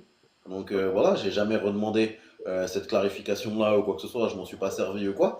Mais je sais pertinemment que c'est la prochaine étape pour ma plus petite. Je le sais. Ouais. Là, je vois un truc grotesque aussi, pareil. J'avais dit non, en fait, pour le vaccin à l'hépatite B. Ils l'ont quand même fait. Ah ouais, je peux en consulter? Ah, sans me consulter. Ils ont Ouais, fait une ça, première dose, et là, on me demande en fait de refaire la deuxième dose. Je dis, mais si je vous dis non, vous allez dire que je suis contre l'intérêt supérieur de ma fille, que je suis contre ses bienfaits vitaux, contre ses besoins primaires. ah Donc, bah, du c'est coup, ça. pourquoi me poser la question? Vous allez le faire quand même. J'ai l'impression que c'est le mur du silence, hein, ce Ouais, système. non, mais c'est ça. C'est complètement ça. C'est ça. Mm. Et c'est Ouais, dommage que les gens qui ne sont pas concernés ne soient pas au courant. Pourtant, ça passe Mais beaucoup même sur on, les réseaux. mais même on en en parle, fait, Johanna, même on en parle. T'as vu, j'ai fait des manifs gilets jaunes. À l'époque, mes enfants n'étaient pas placés ou quoi. Mais vu que moi je suis un enfant placé, je me suis toujours intéressé à ces trucs-là. Ouais. Quand j'ai fait les manifs gilets jaunes, des messieurs comme Rodriguez, des messieurs comme Drouet, ou même Maxime Nicole, je mangeais à leur table. Je vais pas mentir, hein, je mangeais à leur table. J'animais même les groupes de parole de Jérôme Rodriguez et tout à une époque. Et j'étais même là le jour où il s'est fait tirer dessus au niveau du flashball. Bon, ça c'est une autre histoire. On n'a pas arrêté de leur en parler. De leur dire, mais les enfants, si vous-même, en tant que gilet jaune, vous voulez pas investir dans les enfants, comment voulez-vous que la société elle se redresse? Comment voulez-vous vieillir sereinement si à la base vos enfants, la chair de votre chair, au final, elle se fait maltraiter comme ça en permanence ou quoi? Ouais, mais c'est pas le débat. Bah si, ça va l'être le débat. Parce que si demain, en fait, tes enfants, ils sont assujettis à ça, bah oui, vu que t'es porte-parole, oui, tu vas en parler. Mais là, vu que t'es pas assujetti à ça, bah au final, t'en as rien à foutre. Elle est où ton C'est ça. humanité? Ouais, c'est clairement ça. Voilà. Mais c'est en dommage fait, que les gens Surtout qu'on a réagissent une comme ça. première dame, qui a commencé à faire de la frivolité à l'âge de 15 ans avec notre président, hein. Donc derrière, bah oui, c'est la présidence, la présidence de l'escroquerie à l'enfance, parce que Carl Zero, il est gentil avec ses 10 milliards de budget ou quoi, mais c'est pas 10 milliards, hein, c'est plus de 40 milliards de Mm. budget par an, entre toutes les associations ou quoi. Quand on regarde certains départements, la Loire, plus d'un demi-million d'euros par an. ah, C'est bah, j'avoue, énorme. quand on m'a donné les chiffres, j'y croyais pas. Ouais. Est-ce que tu te demandes, ça va, quoi. Ah, mais non, non, non, Mm. c'est aberrant. Et un enfant, il faut Et savoir qu'un enfant, dès lors qu'il est reconnu MDPH, eh bien, ça 27 000, rapporte, 30 000 euros voilà, ça par rapporte mois. beaucoup plus à l'État. Et c'est pour ça qu'on remarque aussi qu'il y a beaucoup d'enfants, ils rentrent, ils sont bien. Et bizarrement, quand ils rentrent dans l'ASE, on leur trouve des pathologies et on C'est les ça. déclare MDPH et on leur donne des traitements qui les assomment, qui les détruisent. Ouais. Hmm. Je sais pas parce que, comme c'est l'État qui verse à l'État, donc c'est un autre système, ça va te faire autrement. Parce que c'est l'État qui donne à l'État, donc je sais pas si c'est la rapport, ça rapporte en tout cas. Ah non, ah non, non, ah non, ah non, on peut pas dire que c'est l'État qui donne à l'État. Parce que l'État, c'est l'État. Le conseil départemental, c'est le département. Même si ça fait partie de l'État, ça reste le conseil départemental. Le conseil Ouais, ça dépend. départemental, il est libre d'agir en son nom à lui. Regarde, Ouais. juste un exemple tout bête, tu vas comprendre tout seul. Dans n'importe quel département, quand tu vas dans le conseil départemental, c'est des murs à je sais pas combien de mètres de haut. Il fait jamais froid quand c'est l'hiver, il fait super chaud, c'est toujours climatisé à fond. Les sols, c'est du marbre en général. Voilà, ils ont des ordinateurs qui sont renouvelés tous les 18 mois. Ils ont des voitures de fonction de Ouais, malades c'est ça de mentaux. la subvention, Voilà. quoi. Ouais, c'est Bah, ça, ça, que de la subvention. Mais après, il n'y a pas que ça. Les assos. Bah, les assos, en fait, qui se partagent le gain. Bah, il y en a énormément. Parce que quand je vois, moi, admettons, dans mon secteur, voilà, il n'y a pas spécialement d'assos. Mais tu regardes dans le Nord. Dans le Nord, il y a plus de 105 associations qui se partagent, en fait, le gâteau.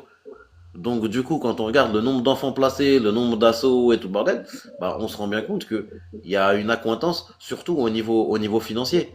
Parce que si les enfants, regarde, un truc tout con. Regarde Nordal Lelandais. Juste Nordal Lelandais, pour en citer que lui, hein. Tu crois qu'il vient d'où? Il vient de l'ASE. Il vient de l'ASE. Tu vois? Donc derrière, bah oui, on fait en sorte que les enfants soient criminalisés ou quoi. Quand tu regardes là les hôtels pour mineurs, c'est pareil, ça devrait jamais exister des choses comme ça. Mais pourtant ils le font. Les mineurs non accompagnés, bah il y a personne pour les défendre. Donc bah derrière, on va les parquer dans des hôtels avec des toxicos, des hôtels de passe ou autres. Et derrière, bah normalement, ils devraient être exclusivement réservés à eux en fait ces hôtels. Mais non, les gérants, ils s'en foutent. Donc du coup, ils louent à tout le monde aussi. Donc derrière, bah, il se passe énormément de drames ou quoi. Les TS au sein des ASE, on n'en parle pas assez, mais il y en a eu énormément. Le Là, problème, ces c'est que tu derniers temps, vois, pourquoi on parle de l'ASE? Parce qu'il y a eu les enfants tondus ou quoi? Mais si seulement il y avait que ça. Regarde, Roger Alindre, à l'époque, qui a dit qu'on me pende haut et court si ce que je dis est faux. Monsieur Jacques Lang et monsieur François Hollande ont été mêlés à l'affaire d'un lieu de vie dans le Nord qui s'appelle le Corral, où on a retrouvé un gamin, et je peux pas dire la suite parce qu'on est sur TokTok et voilà, le live il va sauter. Mais si tu regardes discours de Roger Alindre à l'Assemblée nationale, tu choques. Pour de vrai. Il a jamais été poursuivi, ce monsieur. Jamais. ouais, on va essayer de pas trop politiser parce que c'est pas le but. On va dire qu'il y a des idiots partout, mais après chaque la présomption d'innocence, le problème c'est que je pense que l'argent est détourné, surtout l'argent est mal Ah utilisé, oui, beaucoup. il est détourné quoi, parce que on Beaucoup. parle quand même de grosses sommes, hein, on parle pas de petits sous, hein. Ah, non. Mais tu sais que chaque chef de service ou autre, il touche des primes au placement.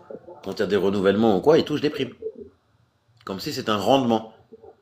Ouais, donc bah ouais, donc ça, du moment que c'est commissionné, bah c'est pas leur intérêt en fait, hein. C'est ça. Ouais. Et c'est la même chose avec les EHPAD, hein. On a déstructuré notre jeunesse et on a déstructuré notre vieillesse. Donc c'est-à-dire les gens qui se sont battus pour nos acquis sociaux ou quoi, on les a envoyés paître à droite à gauche, on les a tués à base de Rivotril et tout pendant le Covid. Et puis là, nos gosses, bah on les laisse parquer avec des gens qui pour la plupart n'ont pas de diplôme spécialisé parce que va recruter un éducateur aujourd'hui, vu qu'il faut 3000 et quelques heures de formation, c'est super compliqué. Et les trois quarts des gens ou quoi qui sont en poste actuellement, c'est des gens qui sont encore à l'école. Ou des gens qui ont des diplômes. Admettons, il y en a un là, moi, dans l'endroit de mes enfants. Il avait juste un diplôme d'éducateur sportif. T'as pas à être avec des enfants, en fait, de base. Tu peux leur faire le sport, ouais, si tu veux, mais derrière, non. Ouais. Ça, c'est mal Et ouais. contrôlé. Même les familles d'accueil, Mm. hein. Il y a certains départements où ils mettent carrément des annonces qui recherchent des familles d'accueil sur les arrêts de bus. Ouais, ouais, c'est violent. Ouais, Moi, je fume une clope avec vous et après, je vais vous laisser tranquille. Je vais aller faire à manger. Je reviendrai ouais, sur bah moi ton live ce aussi, soir. je Mais faut que je je suis mange. choqué. Je suis choqué. Là, c'est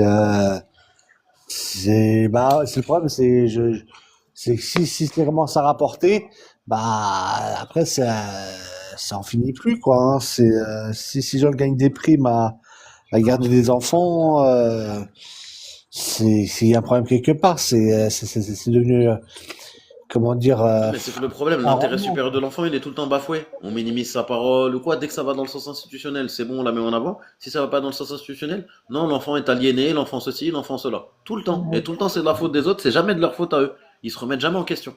Jamais. Ouais, ouais, bah, le but, c'est un peu la loi du silence, hein. Ouais, c'est ça. Ouais. Mais du coup, nous, on est face à une situation où on est face à un mur, quoi. C'est ça. Ouais. Et même à plusieurs. Hein. Il faut se plier à l'ASE. Mais on peut pas Mm. toujours se plier à l'ASE, surtout quand on n'est pas d'accord avec eux. Le problème, c'est que si là, en fait, tout est accablant. Tu fais quelque chose, c'est accablant. Tu fais pas quelque chose, c'est accablant. Tu fais une procédure, c'est accablant. Tu fais pas une procédure, c'est accablant. En fait, c'est comment dire, il C'est y a, jamais quoi faire. ouais, voilà, c'est ça. C'est, il y a jamais de contre-enquête en fait. Il y a rien quoi pour Non, jamais. À et part après, le fameux service de MIJE, là. Mais même eux, il n'y a rien qui garantit leur indépendance, en fait. ouais. Mais même jeu, ben, tu t'es rapproché auprès d'eux quand même pour essayer. J'ai rendez-vous le 9 janvier. Ouais. J'ai rendez-vous le 9. Il y a une psychologue et une éducatrice SP qui sont prévues dans le dossier. Donc on va voir. Là pour l'instant, elle m'a juste demandé des papiers de base comme le livret de famille ou des trucs comme ça, tu vois. Elle m'a pas demandé des jugements ou quoi. De toute façon, elle a été consultée dossier de mesures éducatives. Et là, ce qui m'a fait mourir de rire, c'est que moi, normalement, j'avais rendez-vous vendredi dernier. Et au final, quand je l'ai eu au téléphone et tout, je l'ai eu le 24, le jour du réveillon. Et du coup, elle me dit quoi? Elle me dit, oui, mais vous avez rendez-vous pour consulter le dossier de mesures éducatives? J'ai dit oui, vendredi. Elle me dit, bah, c'est pas possible, puisque moi j'y vais et tout, va falloir que vous décaliez votre rendez-vous ou quoi. J'ai dit, mais madame, on peut être deux à consulter le dossier, je vois pas où il est le problème. Ah non, c'est totalement illégal. Ah bon? Ah bon? Et du coup, comment ça se fait que vous n'avez pas consulté le dossier depuis que vous êtes mandaté? Ah bah j'étais en arrêt maladie. Mais il n'y a personne pour vous remplacer, vous êtes toute seule dans votre service? Ah, je sais pas vous communiquer ces informations. Ah non mais madame, pour le bien-être de mes enfants, j'aurais bien aimé que vous les voyiez chez moi en fait. Et là, vu tout ce qui se passe, bah, vous n'allez pas les voir chez moi, vous n'allez pas les voir avec moi, vous allez les voir que sous l'influence de la MEX. Ça me pose un problème quoi, ça me pose un problème de neutralité. Ah bah oui, mais c'est trop tard, on peut rien y faire. Et de toute façon, l'appel que vous a formulé, il mettra 6 à 9 mois. Donc, en gros, la fin de la mesure, s'il y a fin de mesure, hein, bah, l'appel, il servira à quoi au final? À Ah, rien. ouais. Non. Ouais. À Mais rien. c'est au courant, ça aussi. Voilà. Ils en font exprès. Ils en font exprès parce Oui, qu'une bah fois oui, qu'il y a enfin, une fois qu'il y a l'audience, mais après, il y a la décision. Il y a 2 mois qui t'écoulent entre les deux. ouais, c'est Et ça. souvent, ils te mettent ton appel juste avant ta date d'audience. C'est ça. Comme ça, l'appel n'a pas de valeur. Une fois qu'il y a délibéré de l'appel, C'est et ça. voilà. Mm. Ouais, c'est une mafia. Ouais, non, non, mais c'est que des trucs Et comme ça. oui, oui, c'est réellement une mafia. Ouais. Plus tu vas entendre des témoignages, Marc, tu vas être choqué. Mais vraiment, Mm. vraiment. Parce que, le bien-être de l'enfant, c'est quand même avec ses parents, au moins un parent. C'est sordide de les enfermer comme ça pour La psychologue de l'hôpital, tu sais ce qu'elle a dit? Elle a dit, je comprends pas les nouvelles politiques de l'ASE, même avec un parent toxique. Au final, ils veulent quand même conserver le lien. ouais, bah, de toute façon, le lien, Voilà. le cancelleront avec l'ASE, donc je sais pas comment tu peux faut peut-être, apparemment, il veut traiter, tu mets de l'eau dans ton vin vis-à-vis de ton ex-femme. Bah, Et de l'eau dans mon vin, je pense que j'en ai mis assez, tu vois, réellement, hein. Parce que quand l'éducatrice référente te dit, monsieur, vous devez en avoir marre de faire notre travail, mais elle te dit à l'oral, elle te dit pas à l'écrit. Toujours, Donc ouais. ouais, forcément, t'as aucune preuve. Mm. Voilà, ouais, ouais. tu vois. Et Et là, ouais, le défaut qui se passe, c'est quoi? C'est que vu qu'ils disent que je suis omniprésent et tout, bah moi j'ai dit à ma fille, manipule-les au cas où. Comme ça au moins, voilà, t'as vu, tu vas en visite, moi je suis là derrière pour calmer les trucs, les angoisses que t'as et tout, on ira voir un psy nous-mêmes, sans passer par eux ou quoi, tranquille. Moi je pensais pas qu'on allait me retirer mes droits de visite ou quoi. Je pensais qu'il allait avoir une graduation ou autre, parce que je savais très bien que l'embrouille avec l'éducatrice, elle allait pas passer.